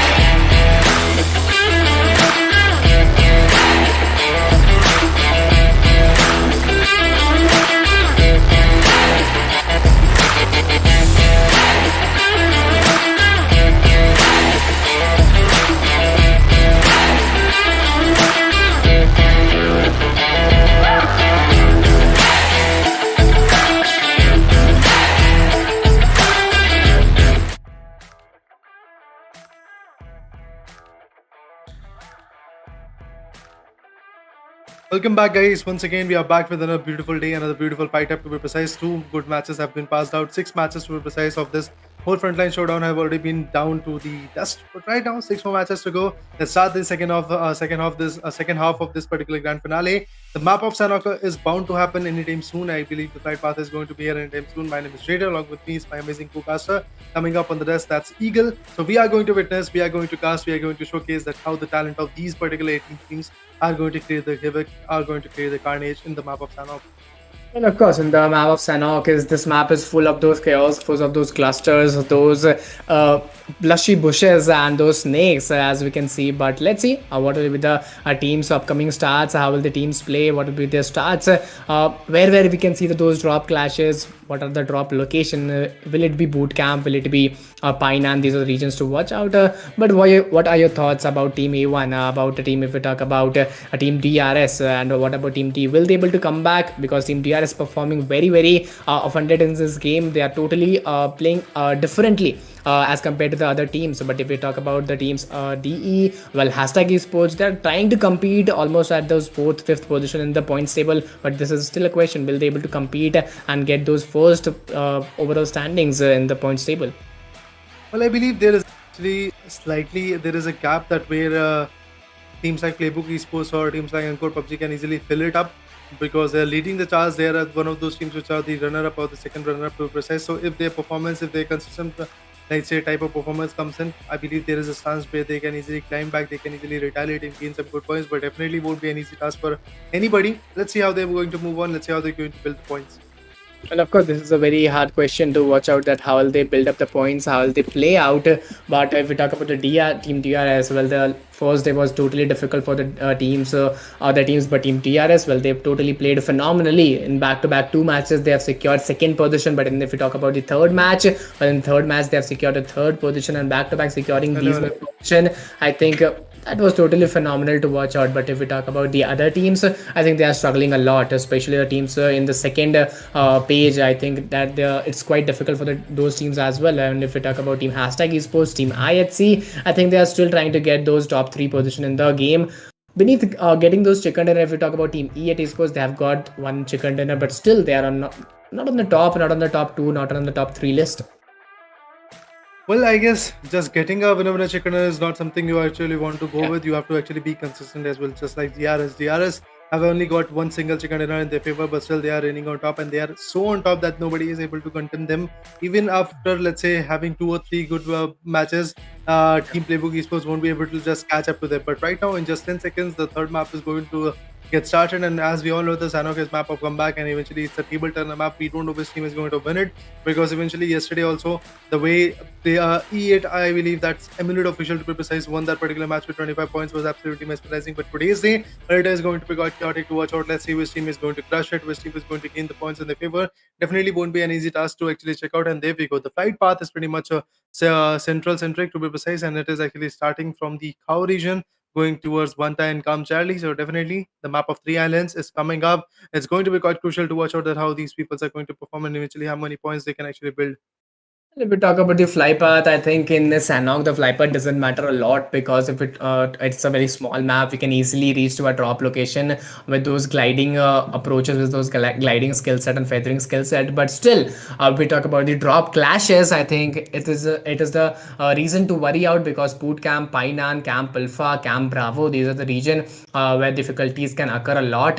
And if we shook out those regions, I think there you go. In Camp Alpha, there are almost 2-3 teams around Paradise Resort. There are 2 teams, and Boot Camp, I'm very surprised to watch out. There are only 1 team in Boot Camp, which is very different, very unique to watch out in this game.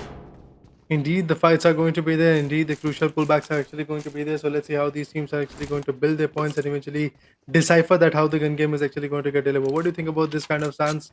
Definitely a huge amount of, let's say, impact is going to get delivered. Paradise Resort is another beautiful area where you want to actually go with the fights.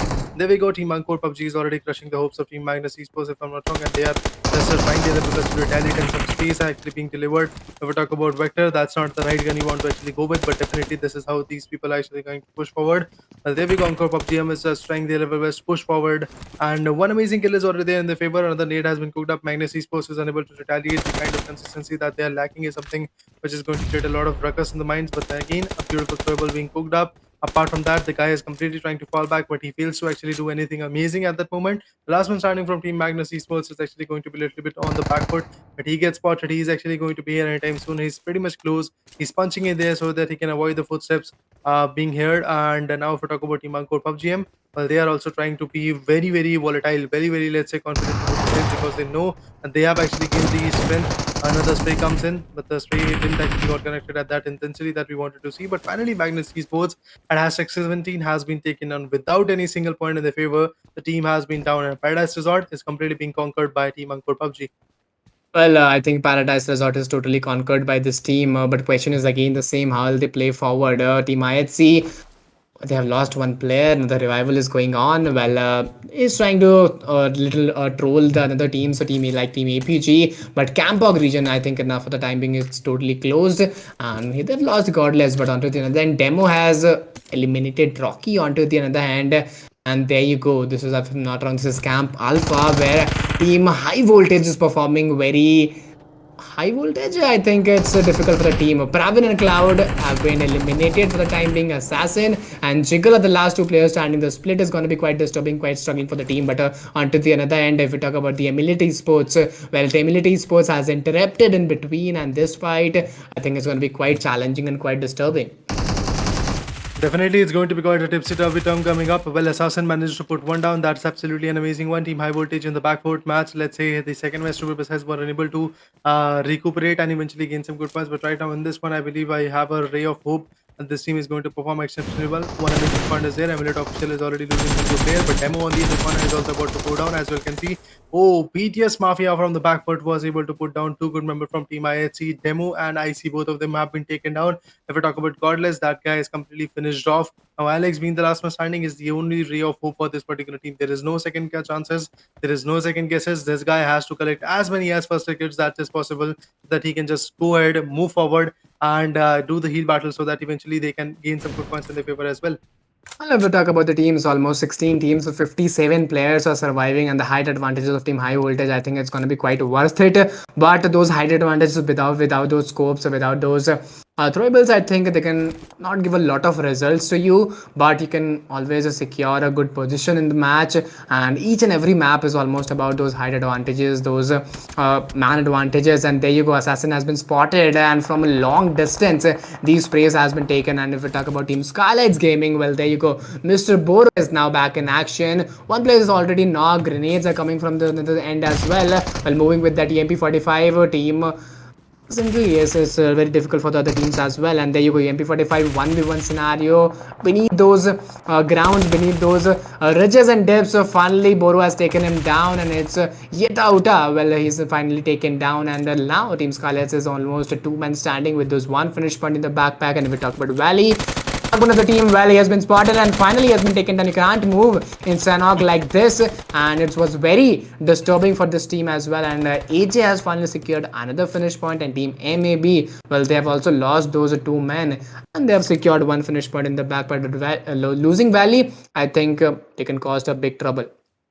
Well, definitely one has to remember that in the map of Sanok, you have to be as vigilant as a eagle can be. So definitely you have to actually pick out that who is the enemy, how they are actually going to rotate, and eventually how beautifully you can retaliate. But right now, we're talking about Team UGK. Well, there we go. Range is actually feeling short of his range because he gets connected quite a bit, but he was successful in terms of his rotation. Apart from that, if we talk about Wako, the Lamborghini has been summoned, and eventually he's also able to rotate. So that's a beautiful stance coming from this particular team, but definitely their position is going to get compromised. The first zone is about to get shrunken down really very soon. Apart from that, if we talk about Team MABETEX, this team is actually going to be quite chaotic, but Wally has been taken down, Baron has been taken down. That means the asset from the last match has already been down to dust. Now Apex and the other guy, that's Leo, both of them are trying their level best to establish their dominance and eventually gain some good points. Let's see how they're going to do it, and eventually is there a possibility of them gaining the points or not, or is some things I guess we want to actually witness, because right now DRS from the back foot is being very dominant. They are not actually in a single trouble right now. Apart from that, the spray comes in, Khan gets taken down really very soon, and yes, of course, Khan has been taken down. That's side to watch. Eventually moving up at Team High Voltage with 3 amazing finishes is looking very great. Well, of course, Emulate Official, one of those amazing teams, yesterday got a beautiful win in the chicken dinner, but today things are not looking that great for them. Well, if we talk about Team High Voltage, I think they are looking very great right now. But the question is that for what time they look great? This is the question. This is the question. But if we talk about Team Elementary X, well, Team Elementary X, they have lost one player. For now, they are two men standing. Precious is knocked off, and this is the scenario which is get built up. Let's see how they move forward in this map. How they play forward. Very difficult point to note out, but almost 7 minutes, 7 to 8 minutes is over, and a long way you need to travel out. Let's see how the team performs. 16 teams of 46 players. If we talk about Orange, last match he took the longest elimination target. Let's see in this match will he able to took that MVP a precious approach. But if we talk about the Shawl, well, Shawl is also moving very nicely, very slowly. And if we talk about the other teams, well, maybe I think they are trying to bridge camp or bridge block the scenarios, and Telgo has been spotted. Some initial space are taken to him, but finally he was quite fast enough to get inside the cover, and almost 8 minutes are over. And you guys need to be very fast because Sanok is a fast-paced map. The zone gets shrunken very fast. The players get inside very fast, and you don't get a lot of vehicles for each and every member, for each and every player. So you should also always have a man advantage in your hand. Well, see, getting knocked out in the water body is not that, let's say, bad nowadays, because you can easily go ahead and repatch yourself. Your teammate can easily come back and eventually revive you, because earlier what used to happen, that eventually when you are knocked out in the water body, immediately your crate is actually going to get summoned. You are immediately going to get finished off. But right now, today's day, if I talk about the consistency coming up, I believe the situation is a little bit on the shaky corner. If I talk about Leo, he is also receiving some good shots. I don't know how much survival Leo is actually left with. If we talk about Team MABETEX, he could be the last man standing, but let's talk about the life status. Yes, of course, MABETEX's Leo is the only guy which is still surviving right now. If we talk about Alex, well, that guy has got the shack in his favor. He's also the last man standing from Team IHC, completely going on the survival corner, but definitely won't be an easy task for him to survive or move on to the next particular play zones. But 16 teams, 34 players are still surviving. Well, there we go. Hashtag Esports managed to put one down. That's an interesting kind of stance coming up. If we talk about Team MABETEX, well, Leo is the only guy still waiting very patiently, still waiting for to actually tag on. But moving up ahead, if we talk about Team ELEMENTRIX, they're completely trying to fall back. They don't want to engage in the fights. Apart from that, Team IHC Sports Alex was taken down. That means Team IHC, the reign of terror from this particular team is also down to reign. Currently, the stand what IHC is actually having is hashtag 6, but I believe with this match gone out of their hands, I believe they are easily going to get pushed down on the leaderboard. Well, of course, 14 teams of 41 players. The elimination of SKYLIGHTZ is done here with those two finishes point in the backpack. And now if we talk about Team Hashtag Esports, they've secured those height advantage, and there you go, Team High Voltage. Well, they have also been eliminated in this match finally at those 14th position with those three finishes point in the backpack. And slowly, each and every team which are the top contender on top 5 list to attain Team DRS, to detain Team DRS, I think they are losing the match one by one, and I don't think this will cause a lot of trouble to Team DRS because they are consistently performing very great. But if we talk about Team D, I think they can make a big change because they are 4 men standing, 2 finishes point, secured a good position, have secured a better position inside the zone. But Emility Esports, well, there you go, D Naughty Sir, well, he was not known to the position of Team Emility Esports, and there comes a surprise attack. Sanok is all about those surprises. Sanok is all about those chaos, those entertainment, those snakes, those bushes, those stones, and they can cause you a lot of troubles, and they can cause you a lot of harmfulness in this match.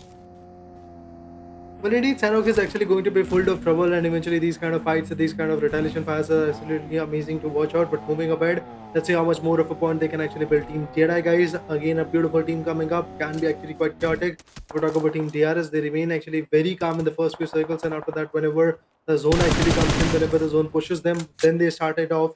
Then they start actually getting some good points, and they are actually amazing in their own kind of sense. They don't actually get in initial trouble. If the zone clash is actually going to be there, then only they are going to retaliate, then only they can easily fight back. And whenever they fight back, obviously a lot of strength has to be required from that particular team as well. But the airdrop has been taken by APG Skynen, which is absolutely important because in this kind of map, you have to have the right kind of ability, you have to have the right kind of best helmet, so that it can help you a lot when it comes to the fighting, when it comes to the retaliation fire as well. But now, if we talk about teams like MEBETEX, I would love to see they are surviving or not. Yeah, of course they are surviving. That's interesting. Team MEBETEX is still surviving. Leo, the last man standing of a team, is slowly but steadily catching up to the fights. 37 seconds more to go. After that, the second zone will punch in. 11.5 minutes have already been passed out. Quite a few teams have been taken down. Would like to add on teams like SKYLIGHTZ Gaming have been taken down. Teams like, let's say, IHC Sports have been taken down. High Voltage is down to drain, Team Magnus Esports is down to drain, and quite a few teams are losing a lot of players. For example, MEBETEX is one of those which have only one player. If we talk about Team Amulet Official, that is another beautiful team which have only one player. But right now, Leo has decided that he is going to create the ruckus. But right now, he cooks up a need, nobody gets connected, and finally, his position is also going to get compromised because now I believe Team Hashtag Esports is for sure going to know that there is an enemy in a close by circle.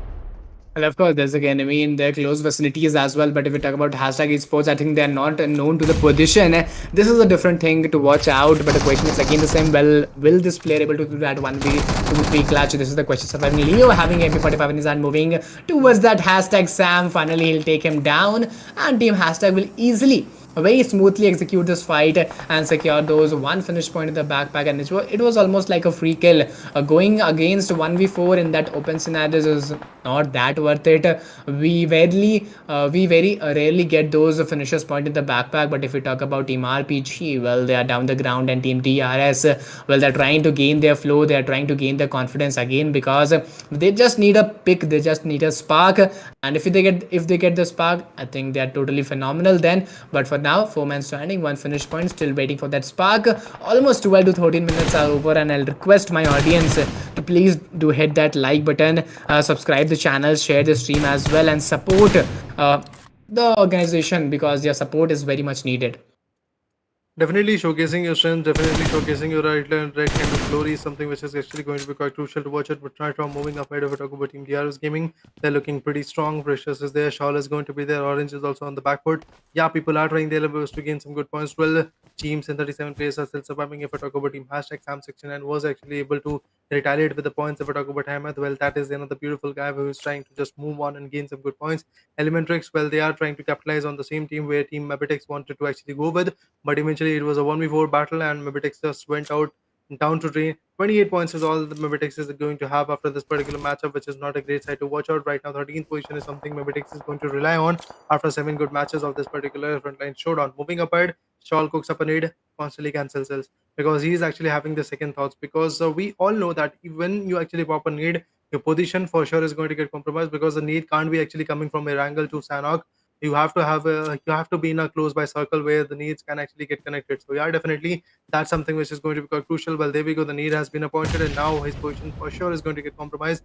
Team is going to get alerted. Nobody get knocked out. Nobody got knocked out, and now Get Out and the other guys are completely going to fall back because they know they are a little bit outside the particular play zone. So why not just capitalize the play zone before retaliating with somebody else? Well, of course, calculating the play zones prediction is very much needed, but APG Skyline, well, finally has secured one more finish for the points for the team by the vehicle explosion, and getting those to 5 finishes point in his backpack, I think, give a lot of boost, lot of confidence to the team as well. But now, if we talk about the players, 12 teams, 36 players on to the team APG, well, they're totally back in action, and now the fight is with the team DRS, DBS, and John Pro hand. He has already done a very good clutch in the last match with that DBS in his hand. But let's see, will he able to do that again or not? John Pro is barely surviving with those PHP finally. That Molotov will work a lot. And the last player surviving for team EPG, a lot of struggle. And there you go, Killer Whitey. Well, this player is totally phenomenal. He'll give a lot of damage and then come inside the cover and finally take that blow. And the team, oh my god, what was that? Which was that team? If I'm not wrong, it was team APG Astrox. A lot, well, from a lot of bigger distance that play took place, and I think that was totally phenomenal to watch out. Team APG stole that kill, and finally the elimination of team DRS is totally cleared out here. And with those 6 finishes point, I think team APG will be very happy. Well, indeed, they are going to be quite happy because they are one of those contenders for the fourth position right now. And getting diminished in 2 back-to-back matches, DRS is not looking that great for the day. This can be very troublesome for DRS as a team because slowly but surely the teams are going to catch up to them, and eventually, when the catch-up is done, I believe the gap is not going to be that mesmerizing where Team DRS can easily let it go. The last day is going to be quite definitely, let's say, tipsy turvy for Team DRS if this kind of performance prevails. But right now, Playbook Esports with the 4-man power is there. APGVM is also there with the 4-man power. Playbook Esports was unable to, let's say, just retaliate. His spray actually went down and eventually got in a tussle. But right now, another nade goes in. This nade is for sure going to get pinned down. And yeah, Zap Meloria, one good guy that's known as Endless, has been taken down. The end is pretty much near for this guy. And yeah, there we go. The TBS was able to connect on him. Just like that, the retention fire is coming up. Team Playbook Esports managed to get the 3 frags in this favor. That is absolutely mesmerizing. Moving up ahead. 10 teams and 29 players are still surviving. The defeats coming from Playbook Esports is just 3. 16 minutes and 45 seconds have already been passed out. Now the fourth zone is about to be here anytime soon. In just 40 seconds, the third zone will compromise, and after that, we are going to see the circumference of the fourth zone, which will actually allocate a lot of teams here and there. Well, of course, after the fourth zone shrink, it's going to be quite disturbing and quite challenging for the players and quite challenging for the teams as well. As we can see now, 10 teams, so 29 players are surviving on an average from each and every team. We can see 3 players in common. But if we talk about Team UGK, only last players is surviving from Team UGK. Team Hashtag Esports is very well surviving with those 4-man strong advantage.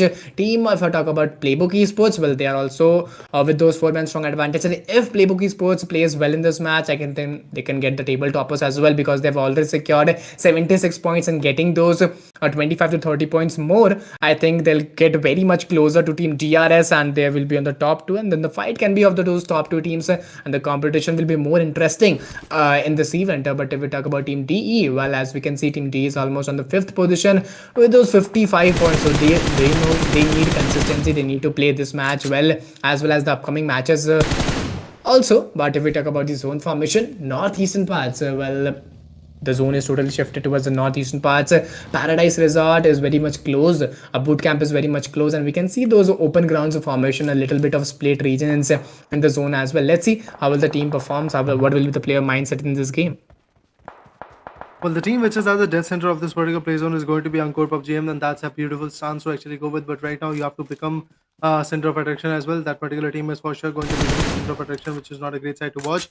Going up ahead, if I talk about teams like RTG Esports or teams like Hashtag Esports, everybody is just trying to capitalize. Everybody is trying to actually form on the right location. Hashtag Esports is pretty much close to the enemy as well, so definitely won't be an easy task for them to survive. UGK comes up with a beautiful nade.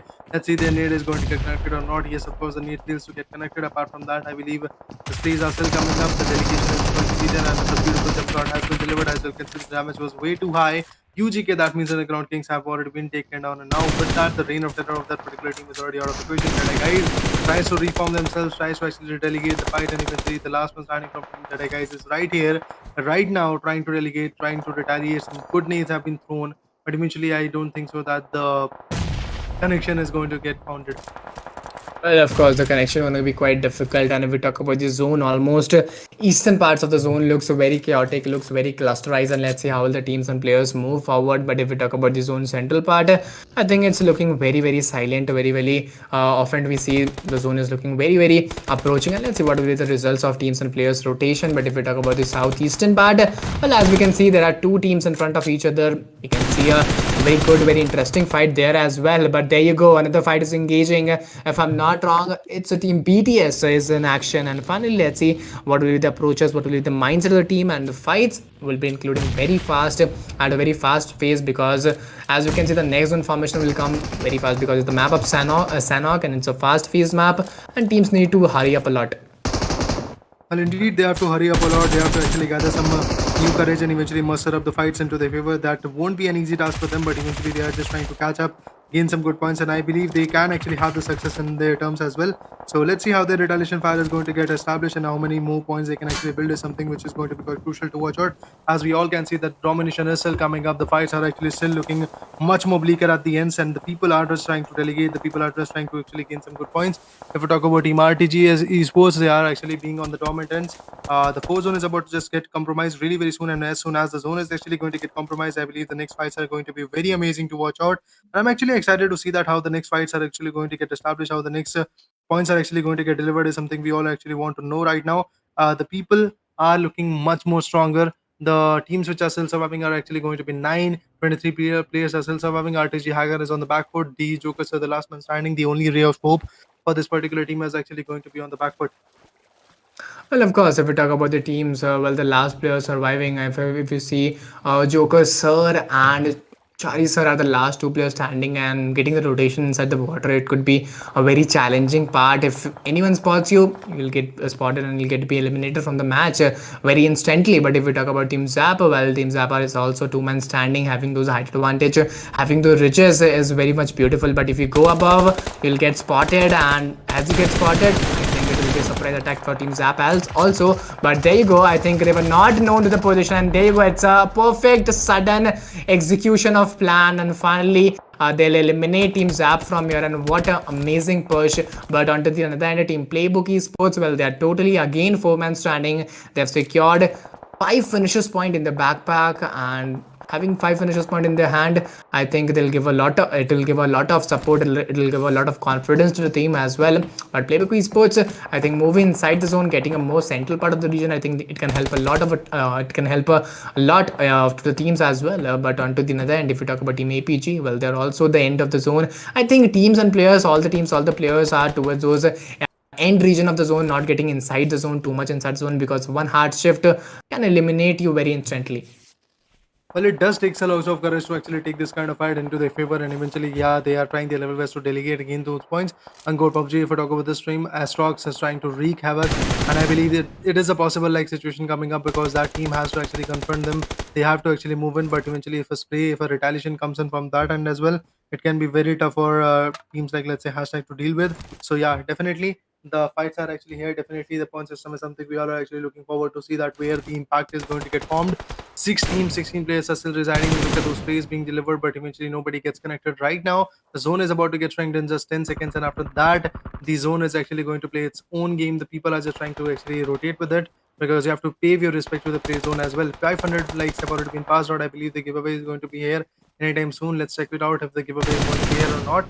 But guys, make sure to actually subscribe, make sure to actually share as much as you can. But there we go. The sprays are on point. Damages are still coming up. Won't be an easy task for them to actually deal with it. 70 meters is what they have to actually travel. So of course, every single team has to travel. Okay, Hashtag is in the zone. That's the beauty of us. That team Hashtag is still having the zone in this favor. Well, Apart of from course, that, the Hashtag is the zone in his as well favor. can But if see we talk that about Team actually APJ, coming they're up. looking very Not enough to actually put them apart, but from the back foot, I believe that's Astrox who's actually getting knocked out. Oh, that's interesting. Two good member from Team APG has already been taken down, and that's the team which is trying to retaliate. There's a team, yep. that's Team Hashtag, I believe, who's trying to just gain some good points. BTS Mafia gets eliminated. Team APG, if I talk about them, Skynen and Xerox are the two members which are still surviving. Xerox is just running empty-handed. He don't have the right kind of utility which can actually help him a lot. Apart from that, a molly goes in. That molly, that nade can actually enact a lot of damage, but still fails to connect. So let's see what happens eventually. The domination from Playbook Esports is not going Yep. to stop anytime soon. Well, if we talk about Team Playbook Esports, well, for now they are four men standing with those 8 finishes point in the backpack, and they are looking very cruel, very aggressive in this match as compared to the last matches. But for now, if we look at those Team APG, the last player standing, if we look at him, Skynen is that solo player standing with those 8 finishes point in his backpack. He has secured top 5 teams position, and I think the solo players can spoil the party. He can play the role of party spoiler. Again, the question is that Emility Esports, well, they are also surviving with the solos player, and a lot of teams. I think there are 2 or 3 teams which are surviving in duos and solos, and they can proclaim the chicken dinner, destroy the chicken dinner of other players as well. And especially if we talk about Team Playbook Esports, they are totally inside the zone, acquiring those houses, acquiring those best regions which are required to get those chicken dinner. Well, definitely getting those points is something every team wants to actually go with, but there we go. APG Skynet gets spotted. He was taken down by the team known as Playbook Esports. Just like that, APG is now down to drain, moving up ahead. If I talk about Team Playbook Esports as well, well, there we go. The redaction is on point. Ahmed being the last one standing is still surviving. Playbook Esports just constantly trying to wreak the havoc. Playbook Esports can be back with the beautiful winner chicken dinner. And with that, if that happens, that will be absolutely amazing to watch out. But now, Hashtag Sam69 managed to retaliate. The retaliation fire is still coming up from the back foot. One more team has been taken down, and now it's all about Emulator Official versus Team Hashtag. But the need comes in. The mollies are there right now. Definitely a huge impact. And just like Oh, that, Playbook Esports once again secures a beautiful back-to-back winner chicken dinner. This is the kind of synergy. This is the kind of aggression that we wanted to witness. In the previous match, that was Miramar. I thought it was a fluke, but in this one, they repeated it once again, and that actually showcases that Playbook Esports is not a weak team to actually play with. Once again, Playbook Esports gets the beautiful winner chicken dinner, being very close to Team DRS right now, and the pressure is actually going to go on DRS's mind as well. well, of course. So almost as we can see, they have performed very much fluently, very much nicely. And by this, we'll the end of the third match will we'll get the end of third match. But I think the teams will get a lot of lead. The teams will get a lot of buffer in the points table. They'll slowly come close to DRS, because the early elimination of Team DRS. I think that will be more crucial to watch out. And there you go. This team has won the match, won the game.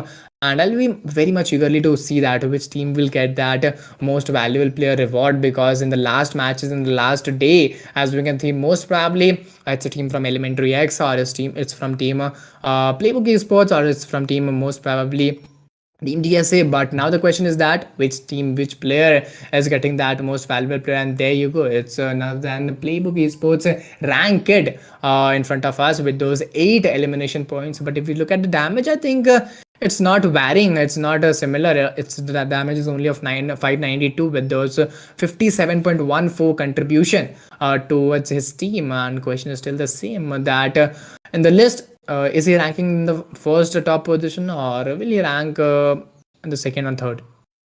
I don't think so that the ranking is going to be that much favorable for this guy because the consistency is being lacking from Playbook Esports. But today's day, Playbook Esports went down quite aggressively. Right now, if I talk about how the of this particular scenario happened, well, it started it off with APG Esports, ANGKOR PUBG Prime to be precise. Uh, Tried to dominate on Team Magnus Esports. They did the job very beautifully. After that, if I talk about high voltage, they also retaliated. Assassin with a beautiful blow of his own manages to actually decline the fights in his favor. But Playbook Esports, the beautiful chicken dinner, has already created a huge significant market. If I talk about Emulate Official, where there we go, Speed gets connected with a beautiful spray of Jiggle, and just like that, the knockout came in. And of course, this was a rare region. This was a rare fight which we seen throughout the match. And finally, if we talk about Team High Voltage, this was the point where Team High Voltage got eliminated. And Team Emulate Esports, the surprise attack by Lucifer was given to the teams. And if we talk about hashtag Esports, I think this was the moment when they secured more number of finishes point. And the teams which we have seen in the top three, top four list, I think they have played very phenomenally. They were very consistent in the game. They were very consistent in the match throughout the game. And there you go, Killer Whitey. This pick was very much prone out. And there you go, Team APG. I think they were very sharp enough. They were very intent enough. They saw Team DRS, and finally, as they saw, they took the finishers point. And Team D, I think, also expecting more from the team in this match, because if they would played well, I think they could get those top three overall standings. But the surprise attack of Team D, I think that was very much required. And finally, we like this. We will depends upon the top five teams and top 11 alive players. Indeed, the matchup was absolutely amazing. Playbook Esports created a huge significant marker in the lobby. The dent was absolutely amazing. Would like to see that how this whole situation went out in the overall standing as well. But eventually, Playbook Esports, the way they are capitalizing is absolutely mesmerizing. Some good nades, some good throwables actually ended the journey of Team Playbook Esports, and just like that, the game was taken down. Right now, if we talk about the overall statistics, 62 total eliminations were delivered, total healings was used 6125. That means in this particular matchup, nobody was able to eventually go for the heal battle as well. Well, Sanok is a map where you actually love to go for the heal battle, but in this one, heal battle was also not there. 55 total knockouts, 82 total throwables being used, and apart from that, 2 airdrops were being looted and 10 headshots were delivered. 9 rescues were there, but high voltage Jiggle, the guy with 377 meters of longest elimination. Of course, the longest elimination was of 377 meters, as we can see, and it was done by HB Jiggle for time being.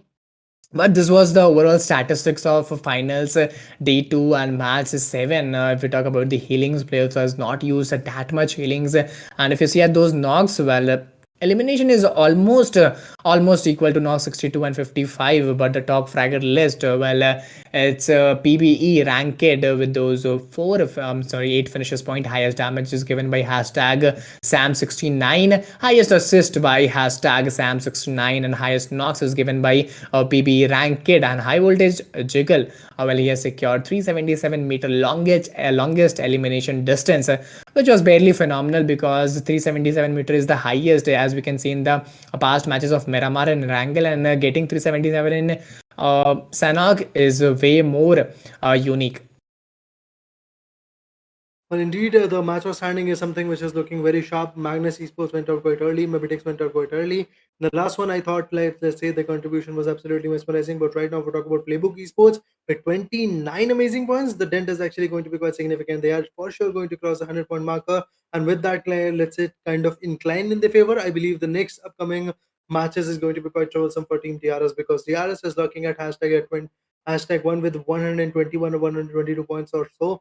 But if we talk about this particular team, the way they are climbing after crossing this particular matchup, just the last match for the day can actually decide who is going to be the one reigning on top. Last match will decide that which team will win. But if we talk about Playbook Esports, so they have totally secured 29 total points. And SKYLIGHTZ Gaming only. If you look at SKYLIGHTZ Gaming, Zap, Meloria, IHC Sports, we were expecting more from them. Target to compete with the team DRS Gaming, but I don't think they'll be able to do. If SKYLIGHTZ Gaming, if Team D Esports would have secured more number of points, more number of finishers point, I think they could give a good competition to Team DRS Esports as well. But this was the match standings of day 2, match 7. We'll move towards the overall standings, but before that, we'll move to the MVP list of top 10 teams. But there you go, DRS Gaming have totally secured 121 points, and Playbook Esports is coming very much close to them, 104 points. One big game, one better game of Playbook Esports, and one bad game of DRS Gaming. I think Playbook Esports will sustain the first position.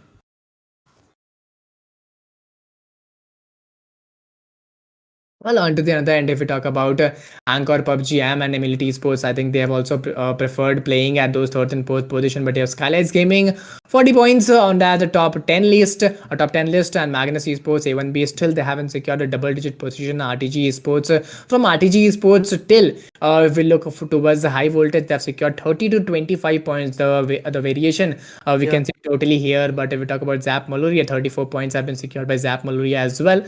And this will be the overall standings of day 2, match 7. But definitely, the overall standing is something which is looking very strong at this moment. As you can see, SKYLIGHTZ Gaming is starting it off at hashtag 10 with 40 points, Zap Meloria with 34 of them, High Voltage with 31, BTS Mafia with 30 points, ANGKOR PUBG Pride with 29 points, MABETEX Esports with 28 points of their own. But right now, if we talk about the map rotations, as you can see, this is how the maps are actually getting rotated. First one went out in the hands of Team DRS with 28 points. The second one went out in the hands of Team known as Playbook Esports with some beautiful points. And if we talk about the third one, well, again, Playbook Esports came in with 29 points.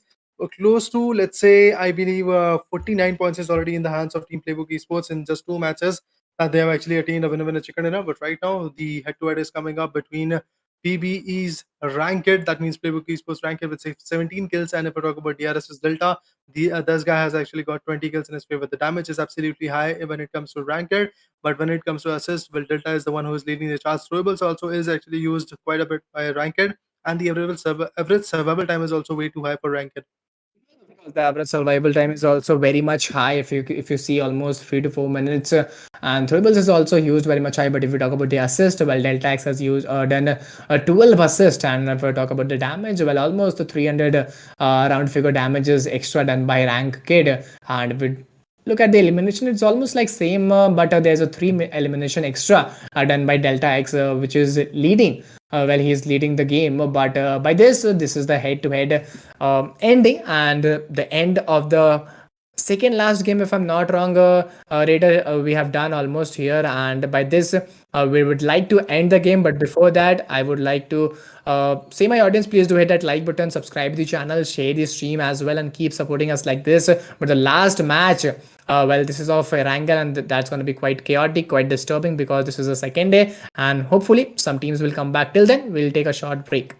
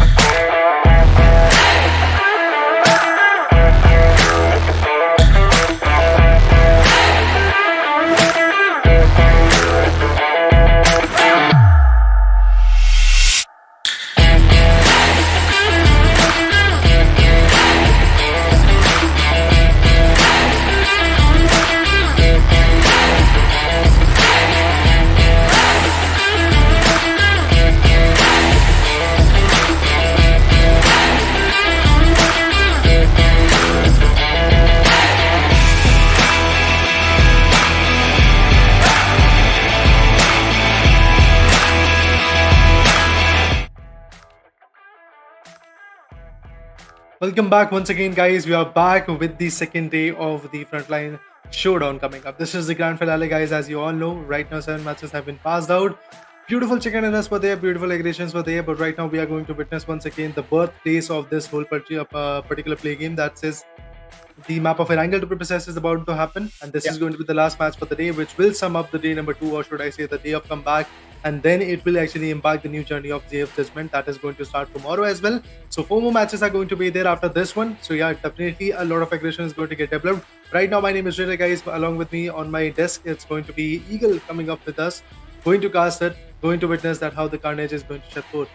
Of course, if we talk about the last match, this match is going to be quite difficult for all of the teams because all of the teams know about each and every strategy, and they are well known about the rotations. They are well known about their angle map. They are very used to it,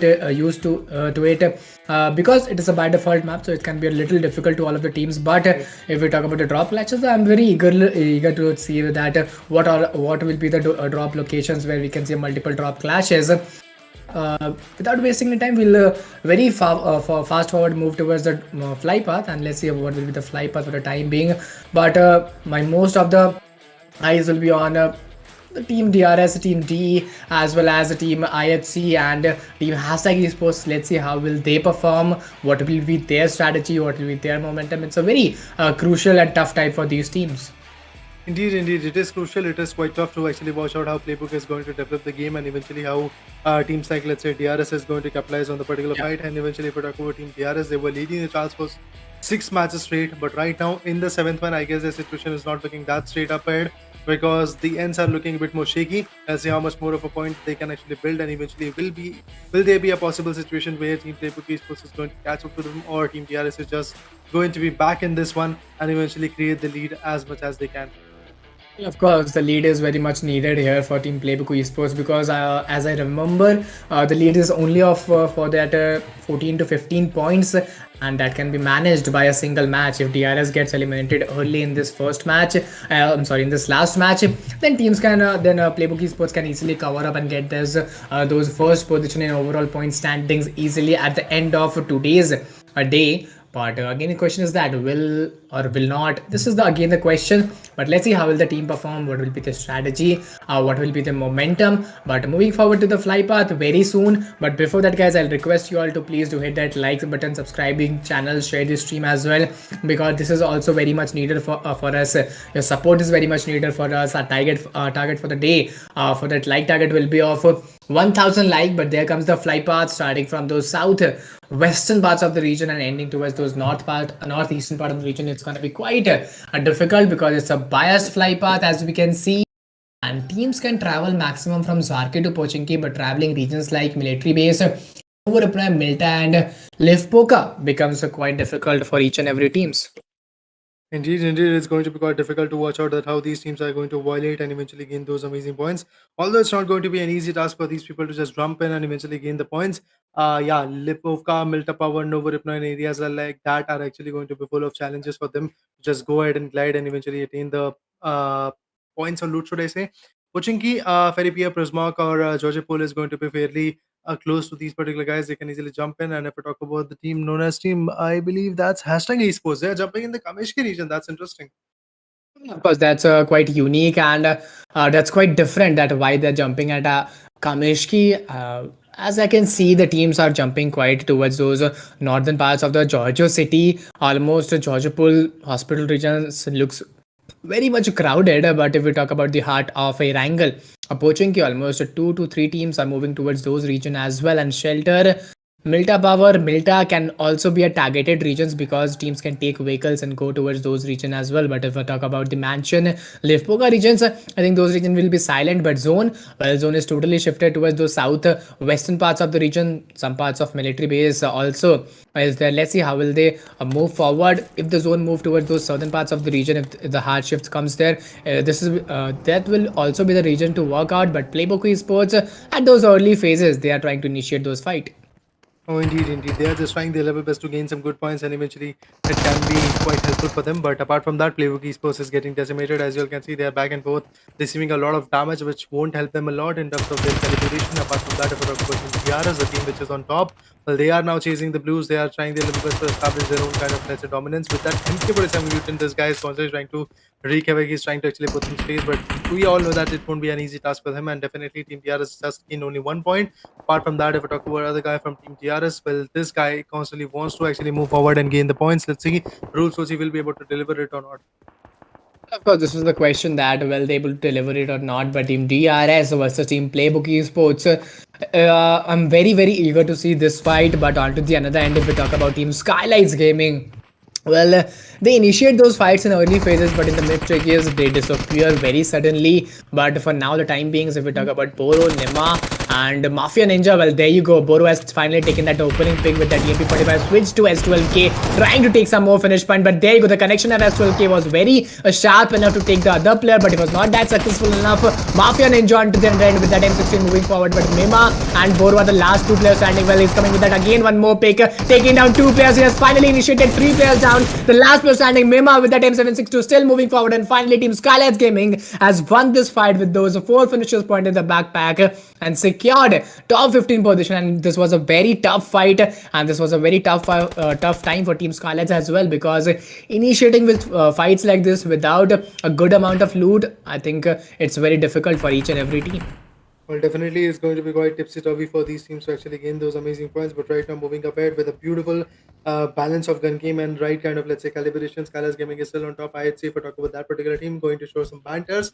Minute Official is already going to receive some punches from this particular guy that's known as Godless. After the loss of Demo, that is quite critical for them to actually survive with. But apart from that, that's the signing goes in. Some sprays have been delivered. Shotgun, okay, that's the opportunity that has been used. A jump shot was about to be there, but definitely not enough to put them apart. And Minute Official just yesterday got a bit of a chicken, but after that, their consistency is just going down to drain. Unable to gain any kind of good points. Right now, we have got Magnus in front of her, and it's a battle between UGK and Magnus Esports. This is a battle between Music and Magnus Esports. So, but if we talk about Magnus, well, they are 4 men standing, having M249 in their hand. They're trying their level best with that early drop shot, and he's utilizing his M24 quite nicely. But finally, the wait is over, the time is over. Knight has been taken down. Draw it onto the another end with that DP28 light machine gun is moving forward. But there you go, he has been spotted well. And S1897 onto the another secondary weapon as a secondary weapon. But there you go, finally the push is there. Browning has also been taken down. Finisher onto the other end. It's barely surviving those two HP within a snap. One by one. Magnus Gaming, Magnus Esports has been finally eliminated from the game, finally eliminated from the match. But APG, well, they are still 4 men standing, and Pochinki, well, this is becoming very clusterized and very chaotic. The heart of Erangel, well, it's very obvious to get fights here only. Indeed, indeed. The heart of Wrangle is already getting clustered with a lot of teams. We can say UGK, or should I say Underworld.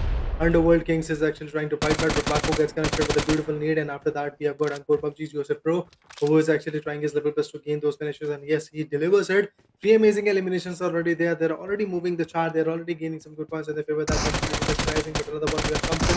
NBA shots were about it, but definitely won't be enough to put down the guy from Team ANGKOR PUBG and Pride. So yeah, there we go. The kills, the eliminations, the glorious fights are still coming up. The last one standing from this particular team is going to be on the slightly back foot area. So let's see how much more point that guy can actually build. But right now, his position has been compromised. Obviously, people can actually work out for him. The one who comes in, kills back, who was about to finish combat, fails to do so. 5 amazing eliminations, and the uncharted territory of the is now delivered in the hands of ANGKOR PUBG and Pride. Well, of course, so they have conquered the Pochinki very much nicely. They have secured 5 finishers point and secured top 12 teams position as well. And the man advantage is totally alive with those 4 men strong advantages. But apart from Pochinki, we talk about a team high voltage.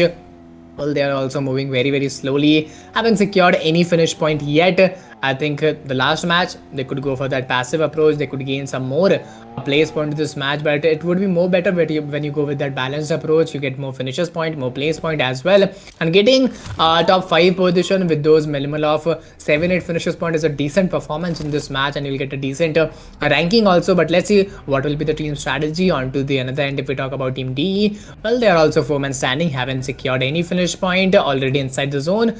And as we can see, you have remaining 2 minutes, and after that 2 minutes you should get inside the zone, otherwise the zone will damage. First zone, the damage will not that much, but you need to get inside the zone. Early rotation will always favor you. If you are the friend of your zone, the zone will be your friend, and if you're not a friend of your zone, the zone will not your friend and damage you a lot, and you have to struggle a lot. But DRX Gaming, well, DRX Gaming are 4-man standing with those 1 finish point, and let's see, will they increase their lead, decrease their lead, maintain their lead? This is the question. But PLAYBOOK Esports, I think they are totally ready to challenge DRS. So they have lost 1 player and haven't secured any finish point yet.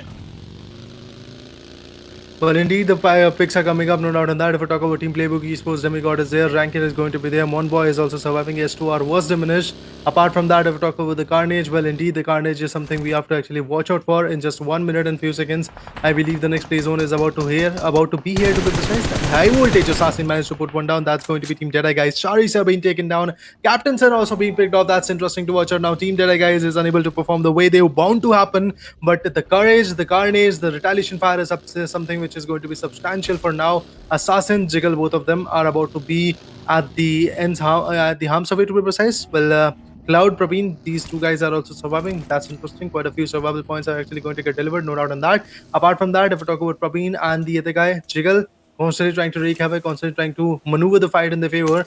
12 teams, 44 players. Everybody is looking sharp as it could be. Moving up ahead, Team GRS with only 1 point in their favor is having the 4-man power, which is absolutely mesmerizing. Initially, Team DRS never loves to take up a fight, but whenever they do, they are actually able to retaliate. But right now, I guess that statement can be countered because in the past 2 matches, DRS is unable to perform the way they meant to be, the way they were actually performing in the first 4 matches. But right now, I believe this could be the match where Team DRS is going to be back with a beautiful win over Chukadena.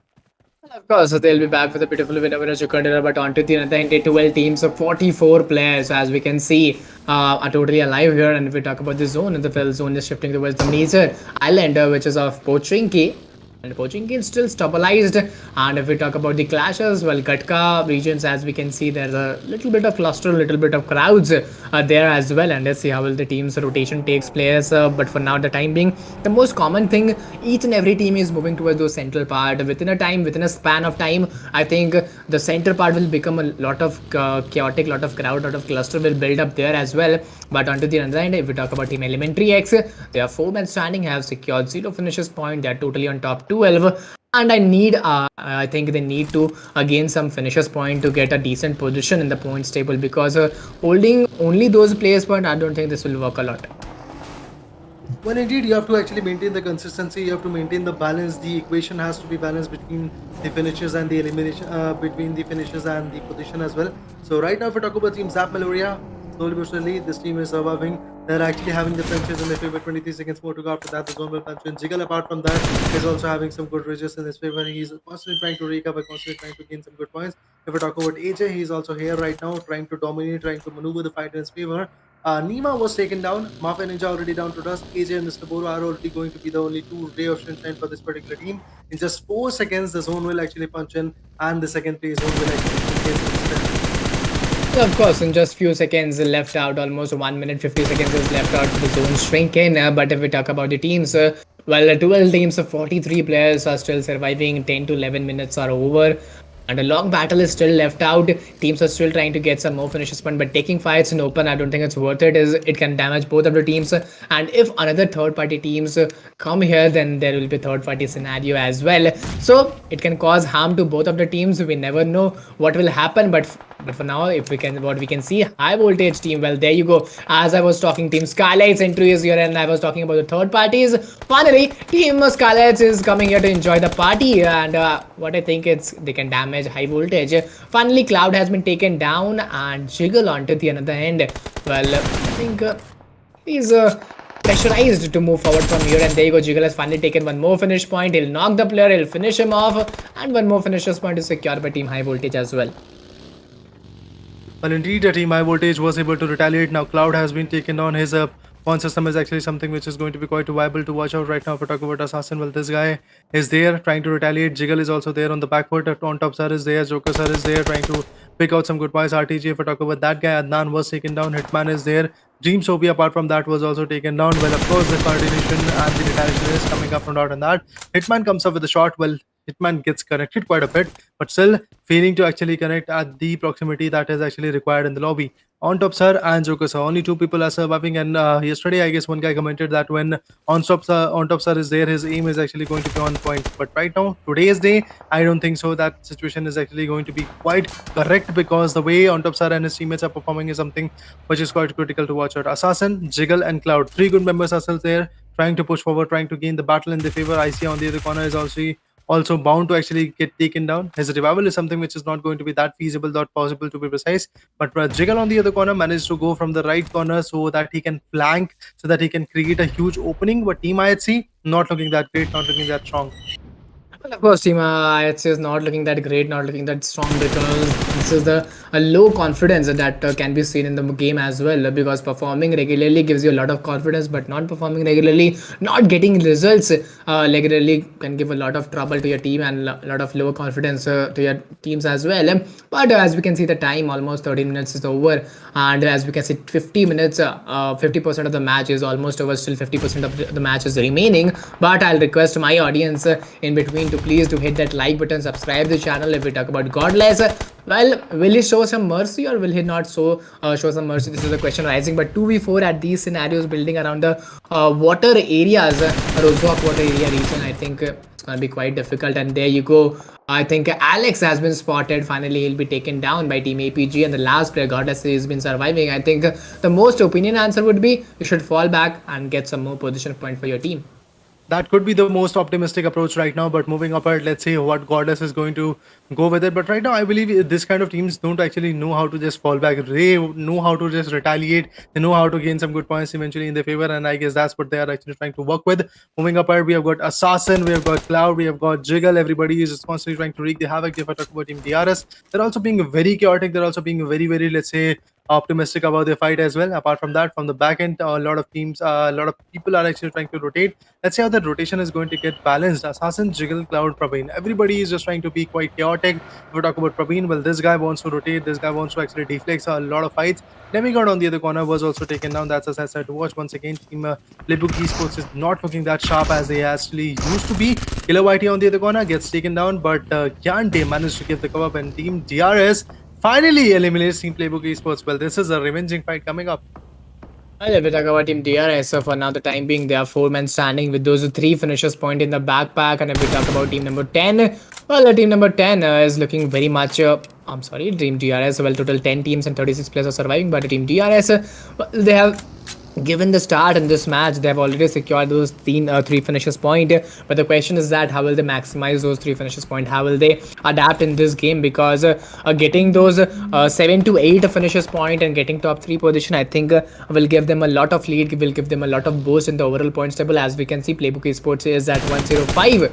And DRS is at 122 with the +3, almost 125. They are leading with 20 points. But one good game by PLAYBOOK Esports, not today, but tomorrow, they can surely beat DRS. But there you go, Team High Voltage is performing very, very carefully, very, very nicely. One knock, one push by Praveen, will be able to take him down. Well, this is gonna be that 1v1 scenario, MP45 winners, and there you go. Finally, what an opening, what an start, and DRS within a snap, well, they have been eliminated from this match. And High Voltage, well, they are on their show flow, getting those 10 finishes point in the backpack. Finally, have secured a top 9 position.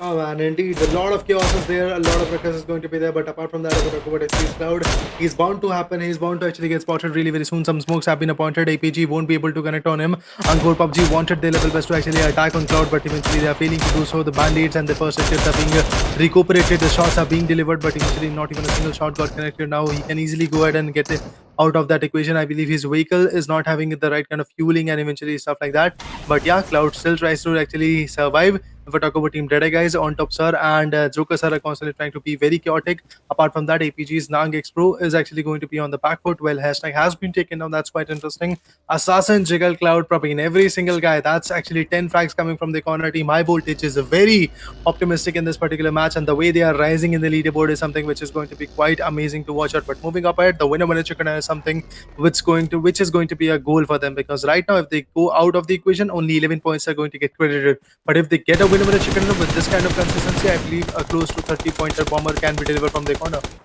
Of course, a 30-point bomber can be also created, but if we talk about high voltage, well, four-man standing, I think this team has the maximum probability chances to win this game, because four-man standing, you have secured 10 finishes point when still there are 30 players alive in the lobby. This clearly states that your mindset is on which level you're trying to play, what gameplay in this game. But onto the other end, IHC Godless has knocked out high voltage. Cloud will be able to get that revival, this is the question. But onto the other end, Team APG, well, they are back in action, and multiple fights, as we can see here. We can see Team APG versus Team APG playing in different teams, as we can see. But if we talk about Kimli Pro, well, down the grounds, it's a Team APG, and I'm a little bit surprised that both players are holding same prefix name. Actually, one is APG, that is ANGKOR PUBG, and other one is actually going to be ANGKOR PUBG Pride. So yeah, definitely there is, the lineups are pretty much actually going to be of same org, but then there is a differentiation of prime and not being a prime, to be precise. But right now, moving up ahead, let's see what happens. If we talk about ELEMENTRIX, well, Orange is here with only 1 eliminations, and that's the only kill that Team ELEMENTRIX is holding right now. But there we go, ANGKOR PUBG M Pride is going to fight off with ANGKOR PUBG M. Well, there we go, the fights are actually going to be quite amazing. Well, there we go, the nades are coming up, but there we go, a beautiful nade managed to put 2 down. Skyline manages to actually retaliate with a beautiful intensity. But now if we talk about the last guy, the second 2 guys, to be precise, which are still surviving, they are on the back foot. I don't think so that there is a revival like situation coming up from their corner, because it's quite chaotic. But Orange on the other corner managed to put 1 down from ELEMENTRIX. Well, of course, 19 to 27 players are surviving for the time being. 20 minutes is almost over, and this is almost the last phase, last lap of the match. You need to be very careful, and within a snap, RTG Esports, well, they have also been eliminated. And if we talk about other teams as well, they're coming very close to each other. The breathing space is decreasing within a time span. But as you told, PUBG M is trying to defend out, is trying to eliminate out PUBG Pride, and this is a very difficult task when the same or different 2 teams fight with each other. I think they're well known to each other's strategy, they are well known to each other's position, progression and rotation. Let's see how they take him down. But almost under the another 19 to 20 minutes are over. 8 teams, 24 players on an average. You can see from each teams there are 2 to 3 players on an average, and teams are coming here totally with those man advantages. Well, indeed, the teams are actually having man advantages, and the only team which are actually having the man advantages are going to get bumped a lot. But I'm actually happy to see that ANGKOR PUBG is still surviving. That is absolutely amazing, because now they're going to create a competition for Team PLAYBOOK Esports, and in turn, the PLAYBOOK Esports, apart from that, the competition is going to be there for DRS as well. So yeah, the first 3 positions are now going to get convoluted quite a bit, and it's going to be quite risky to watch out that how these teams are going to manipulate and get the job done and dusted in their favor. Moving up ahead, if I talk about high voltage, 4-man power, and being in the top 8 and having 10 amazing kills. I mean, that team is actually on another level. But right now, they are a little bit outside the particular play zone. They have to rotate. They have to actually get the play zone in their favor, which won't be a piece of cake for them. Well, of course, this is not gonna be a piece of cake, because it's gonna be quite a tough decision, quite a tough task to watch out. But we talk about DEADEYES, well, yeah, 2-man standing, haven't secured any finish point. Team D is not getting that flow, is not getting that progression in this event today. Well, if we talk about DP28 with that red dot, it's D on top, sir. Well, from his side, trying to get some more finish point, trying to get some more position point as well, but he's inside the zone, so he can be lucky, Raider. If you see a 2-man standing, if you're inside the zone getting those position point easily, I think it's quite worth it for you guys. But onto the another end, if we talk about Team ELEMENTRIX and Team HASTAG, well, they are trying to challenge each other. But let's see, will Team APG interrupt? Will they get some more third-party shots? Will they try to get some more third-party picks? But there you go, it's APG Joseph tried to get some more finishes point, but being eliminated. And ANGKOR Pride, PUBG Pride, well, they will be eliminated from this match. 7 teams, 19 remaining players, as we can see, are surviving here, and 1 finish point is secured by Team D finally. Well, indeed, the point system is looking quite sharp right now. If we talk about this particular Team Jedi guys, with having the seventh position in their favor, they are actually here with only one frag in their perspective. They are the death center team, so of course they are going to become the center of attraction because they are in the center and they have to retaliate to be beside. Hashtag Esports on the other corner is also having the four-man power with a superior kind of gun sense into their favor. They are actually looking very strong. If we talk about Team ELEMENTRIX, they are slowly starting to pop it off. Zap Meloria is also there on the back end. APG is also surviving. The last man standing from Team APG is actually about to go down because see my voltage is coming up in the close proximity, and there we go. Cloud goes down. Apart from that, if we talk about the other guy, let's see how they're going to perform. It's a 1v2 type of fight coming up. APGM can be taken down soon enough, and yeah, of course, the elimination comes in just like that. APGM has been taken down. That means Team ANGKOR PUBGM was also taken down. That means the competition which was bound to happen between Team Playbook Esports and APGM is not looking that great right now, and I believe teams like Team Jedi guys can easily catch up to that. Or the way Team High Voltage is performing, well, they are just commendable right now because they are in the top six right now. They can easily go for the chicken dinner as well. But the only team which is going to be in heaven is going to be Hashtag Esports, or it could be Team Elementrix as well. Well, of course, now we are in totally top 16, so top 16 alive players. So it's ELEMENTRIX Stroll moving forward, and there you go. What an amazing piece! He's barely surviving on those dot HP, and what I believe one more shot, and he could be eliminated. But he was quite lucky enough, and on to the other end, Team IH Godless solo player standing. No, Alex is in his support, but very far, and finally the instant support comes here. Alex will take him down and get an instant revival for his teammate as well. But onto the other end, 5 teams, 12 players are still surviving. 23 minutes is almost over. And if we talk about Frangie, well, with that AKM, he's still waiting. With that AKM, he's still chasing out, but surviving on those 1 HP will not be worth it. And he will get eliminated. An elimination of ELEMENTRIX will be finally done at those 5th position. But onto the other end, if we talk about Alex, he's trying to get some more finish points. He's trying to get some more picks. 4 teams, 9 players. 24 to 25 minutes is almost over. And let's see what will be the team approaches, what will be the team strategies for now time being.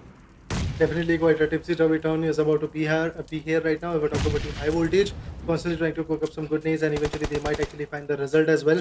The nades are coming up. It's deadly and it's going to be on point. And there we go. Godless goes down. If I talk about Alex, this is the guy which is still surviving. Jiggle is actually pretty much close. He's constantly trying to cook up a beautiful nade once again. If a nade comes in, oh, the nade was way too close, but definitely not close enough to actually put apart.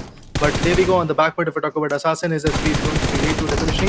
And on the back end, well, there we go. Alex also received some damages. So he was able to put down Assassin as well. And just like that, Team High Voltage went out at hashtag 14. That means only 12 eliminations. And as and a total of 20 pointers was actually there from Team High Voltage. And they jumped up from hashtag 14 to hashtag 9. That's a huge buffer coming from that particular team's corner. But we have to remember that Zap Meloria is still surviving. So definitely that team can easily go for the winner chicken dinner because they are here with the 3-man power. That's the highest. If we talk about the win prediction, that's definitely going to be in the favor of Team Zap Meloria because they have got the manpower. But when it comes to the gum sense, I believe IHC and Deadeye guys are far more superior.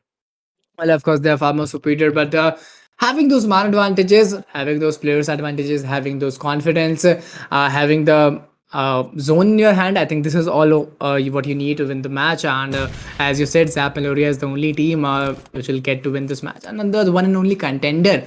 Zap Meloria is the team who can win. But on to the other end, if we talk about Team D, 2-man standing, 4 finishes point. Joker Sir, well, he is taking his vehicle. He'll try to move forward. He'll try to take another area inside the zone. Will he be comfortable enough? Will he be smart enough to take it? This is the question arising. Almost 25 minutes are almost over, and some smoke paths, some artificial covers are being created by those smokes as well as by those vehicles. And IHC Alex and Godless, I think these two players can give a surprise attack. Well, onto the other end, Godless has taken down the Joker, and let's see, will these deadly duo will fight each other, or Team Zap Meloria will involve this fight between them as well. Well, indeed, the tug of war is going to be there. 3 teams are there. 7 people are surviving right now. If we talk about IHC, well, there we go. The beautiful nade goes in. Fails to connect anybody, but from the right corner, well, one more player is trying to push forward, but definitely the damage is going to be quite surprising. And the nade comes in. That could have been quite amazing, but Godless goes down. Some mollies have been cooked up. Definitely an impact is coming, but from the backward, it's Team Deadeye guys who is trying to create a huge impact onto them. IHC Godless was constantly taken out. If we talk about Team Zap Meloria, they are not actually having that kind of amazing carnage in their favor, but Piro shouldn't stop at this moment. He can easily go ahead, capitalize on the fight, and there we go. He spots one. He was able to retaliate, but eventually he fails to connect anybody right now. Apart from that, Another 1v1 is about to happen. I see. Well, there we go. Godless. Okay, Alex was also taken down. Now only two teams are surviving. It's between Zap Meloria and Team Dead, guys. And of course, it's been Zap, Murray, and Deadeye guys, and now two teams and five players are surviving. It's almost like a 2v3, and having man advantages in your hand, having zone advantages in your hand, give a lot of boost to your team as well. Let's see, Team Zap and Melodia will able to take this fight, take this match in their favor, or they will lose it. This is a question right now. Slowly, both of the teams, both of the players are moving towards the zone central part, which is very much required. Well, but for how much time will the teams and the will players hold? Because at one point of the time, you need to take fight, you need to take those fights in your hand. But some grenades, some throwables are being used, and the countdown for the zone shrink, well, finally has been started. Indeed. The zone shrink speed is actually going to be quite amazing to watch out, because when the zone shrinks, the people has to actually push forward. It's a 2v2 coming up. Well, of course, one more player from Team Zap has been counter bag. It's a 2v2 fight coming up. I would like to add on that kind of, let's say, concerns that Team Tedai guys holds. I would like to, let's say, just provoke this particular team to have that winner chicken dinner. But on the other corner, if I talk about Akira, that guy is actually going to be on the back foot so that he can provide a beautiful cover. And if I talk about Nido, he's going to be on the front foot trying to actually deliver the fight. But now situation is for sure going to be in the hands of Team Data Guys, and I would like to actually would like to actually predict that Data Guys is going to be the one team who is going to get the winner chicken dinner for sure. Well, of course, this was a very important question to watch out. But there was Zap Mero has been spotted. Finally, has been taken down. The last almost player surviving. Zekero will be there, and they'll miss the chicken dinner. And finally, Team Deadeye guys will get that winner chicken in the backpack with a phenomenal gameplay. And if I talk about the finishers point, almost I believe they have secured 7 to 8 finishers point in the backpack, which is a decent number. And getting those 7 to 8 finishers point chicken dinner almost give you 22 to 23 points in the overall ranking of this particular match. But let's see, is any other team which will get the second position with a good number of finishes point, can anybody detain them from that first position? This is all the questions I'm having, but I am very eager to see the overall standings. But before that, if we talk about the most valuable player of this match, I think if it is again from Team TRS, there's nothing to be surprised for. But what I believe, someone can be from a team IHC as well and team D as well. I believe that could be the guy from Team it's Team High Voltage to be precise. Okay, that's from Team G. That's interesting. With 4 eliminations and a 950 of a damage, team contribution is still 57.14%. Well, of course, Team Jedi guys performed exceptionally well, no doubt on that. But the level of, let's say, carnage was not that optimum. But yeah, eventually ending this particular second day was absolutely amazing by the team known as Jedi guys. And Joker sir is the guy who actually lifted a lot of, let's say, heavy lifting was done by this particular guy, no doubt in that. But moving up ahead, let's check out that what more actually happened in the next upcoming stages. Like, let's say, if I talk about the head to head between these two guys, well, again, the head to head is between Delta and Ranked, where Ranked was unable to perform anything in this particular matchup. But if I talk about Delta, he gained a finish in this particular matchup. 3,326 is the amount of damage he actually deciphered. 12 assists was also there. Throwables and the amount of average survival time is actually slightly less for Delta, and this is the area where actually Ranked came on top. Well, of course, this is the area where Ankit came on top. And if we talk about the throwables, 54 and 44 throwables were used by both. And if we talk about the average survival time, the more average survival time is done by PB Ranked. But moving from these things forward, and letting us check out the match statistics will be more better. But before that, we'll move towards the highlights. And from here, with the match got started from the Georgiapol region, a match got started by Team IHC, got a great start against Team Emulate Esports. They've secured a great number of finishers point in the and by this Alex elimination, they'll get those picks. But if we talk about APG, well, those DPS shots were quite phenomenal in the heart of an angle poaching key. Well, almost 2 to 3 teams were here, and finally team TE, they won the game very fluently. But if we talk about APG, well, the communication and the coordination of this team in poaching key was very much phenomenal to watch out. Oh, indeed. The carnage was absolutely mesmerizing. The fights were absolutely mesmerizing. High voltage, well, they started off quite well. They were actually on a rampage. They were trying to kill anybody who was actually in front of them right now the way they wanted to. They retaliated the way they wanted to perform. They did it. Meanwhile, if we talk about Team High Voltage, they were countered quite a few times, but eventually Team DRS, well, there we go. How beautifully Delta was picked off. And after that, if we talk about Team DRS, whole of that particular team was taken on quite swiftly. Killer YT being the last man standing. One of the last man standing, to be precise, was also countered back. And finally, Gyanti, the last guy, was also countered. I mean, in this particular match, Team High Voltage was on another level. And of course, in this particular match, a high voltage, and I would like to also appreciate Team IHC. They were also playing very, very good. But talking about Team APG, well, the fight between Team APG and Team APG was very much great to watch out. And Elementary X, well, this fight was not good for Team Elementary X. They also faced elimination at the midpoint of the stages.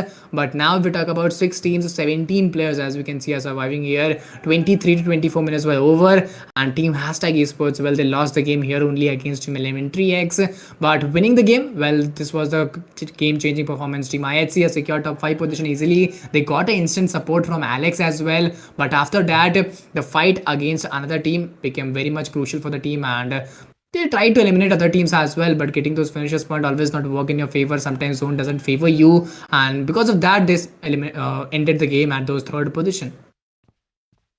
Indeed, the game was absolutely swift. If I talk about IC, okay, Alex to be precise, he was the last one standing coming from Team IHC, but he was also countered quite swiftly. He was also taken down quite swiftly. And after that, if I talk about Deadeye guys, they were actually on top, and just like that, they were able to attain some good points. On Joker sir on the other corner was able to attack and gain some good points. After that, Zep Meloria, one member was founded. Akira being the last one standing was also founded very swiftly, and just like that, the winner chicken dinner came into their hands. Overall statistics is in front of us. After the day number 2, match number 8, we have got the overall statistics in this particular matchup. We had 62 eliminations.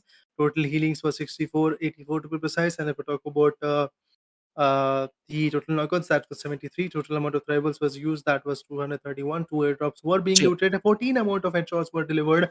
And after that, if we talk about total amount of rescues, well, that was 26. And the longest elimination was of 319 meters. And of course, the longest elimination was done for 319 meters, obviously. But if we talk about the headshot percentage, I think headshot is totally only of 14 headshot were taken out of 73 knocks, so which is a little bit comparatively low as compared to the last matches. But throwables used, I think 231 throwables is almost used. That is very terrific to watch out. Healings 6484 healings were done, and rescues only 26 survival could be done out of 63 73 knocks. Only 20 or 26 revivals could be done. That is very strange to watch out. And HP Cloud did a longest elimination of 319. By this was the overall statistics of day 2 and match 8. But if we talk about the match summary, highest elimination was done by X Orange, highest damage IHC Godless, highest assist HV Assassin, and highest knocks again IHC Godless, and the longest elimination is done by HV Cloud of that 319 meters. Indeed, the damage was absolutely mesmerizing, no doubt on that. The way these people actually performed was quite exceptional. But now moving up ahead, I would like to actually see more and more statistics coming up. Cloud actually did a huge, or should I say, tremendous job of actually acquiring some good points in his favor, but that didn't help him a lot.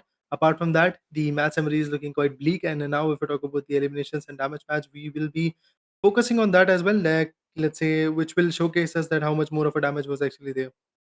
And of course, we'll also move towards the damage and kills graph very fastly. But before that, if we talk about the match rankings, the 22 points are secured by Deadeyes and Deadeyes guys. And if we talk about high voltage, they have secured 20 points. Second position, Team IHC.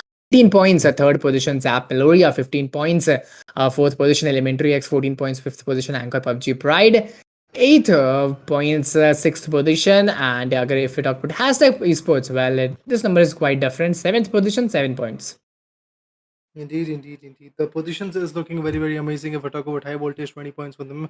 Teams like BTS Mafia, Emulate Official, Magnus Esports, Playbook Esports, Underground Kings, RTG, these are the 4, 5, 6 teams to be precise, which were unable to perform the way it was meant to be. But moving up ahead, if I talk about teams like DRS, Angkor, PUBG, they also failed to perform the way it was actually bound to happen. But yeah, eventually, this is how the buffer should be calculated.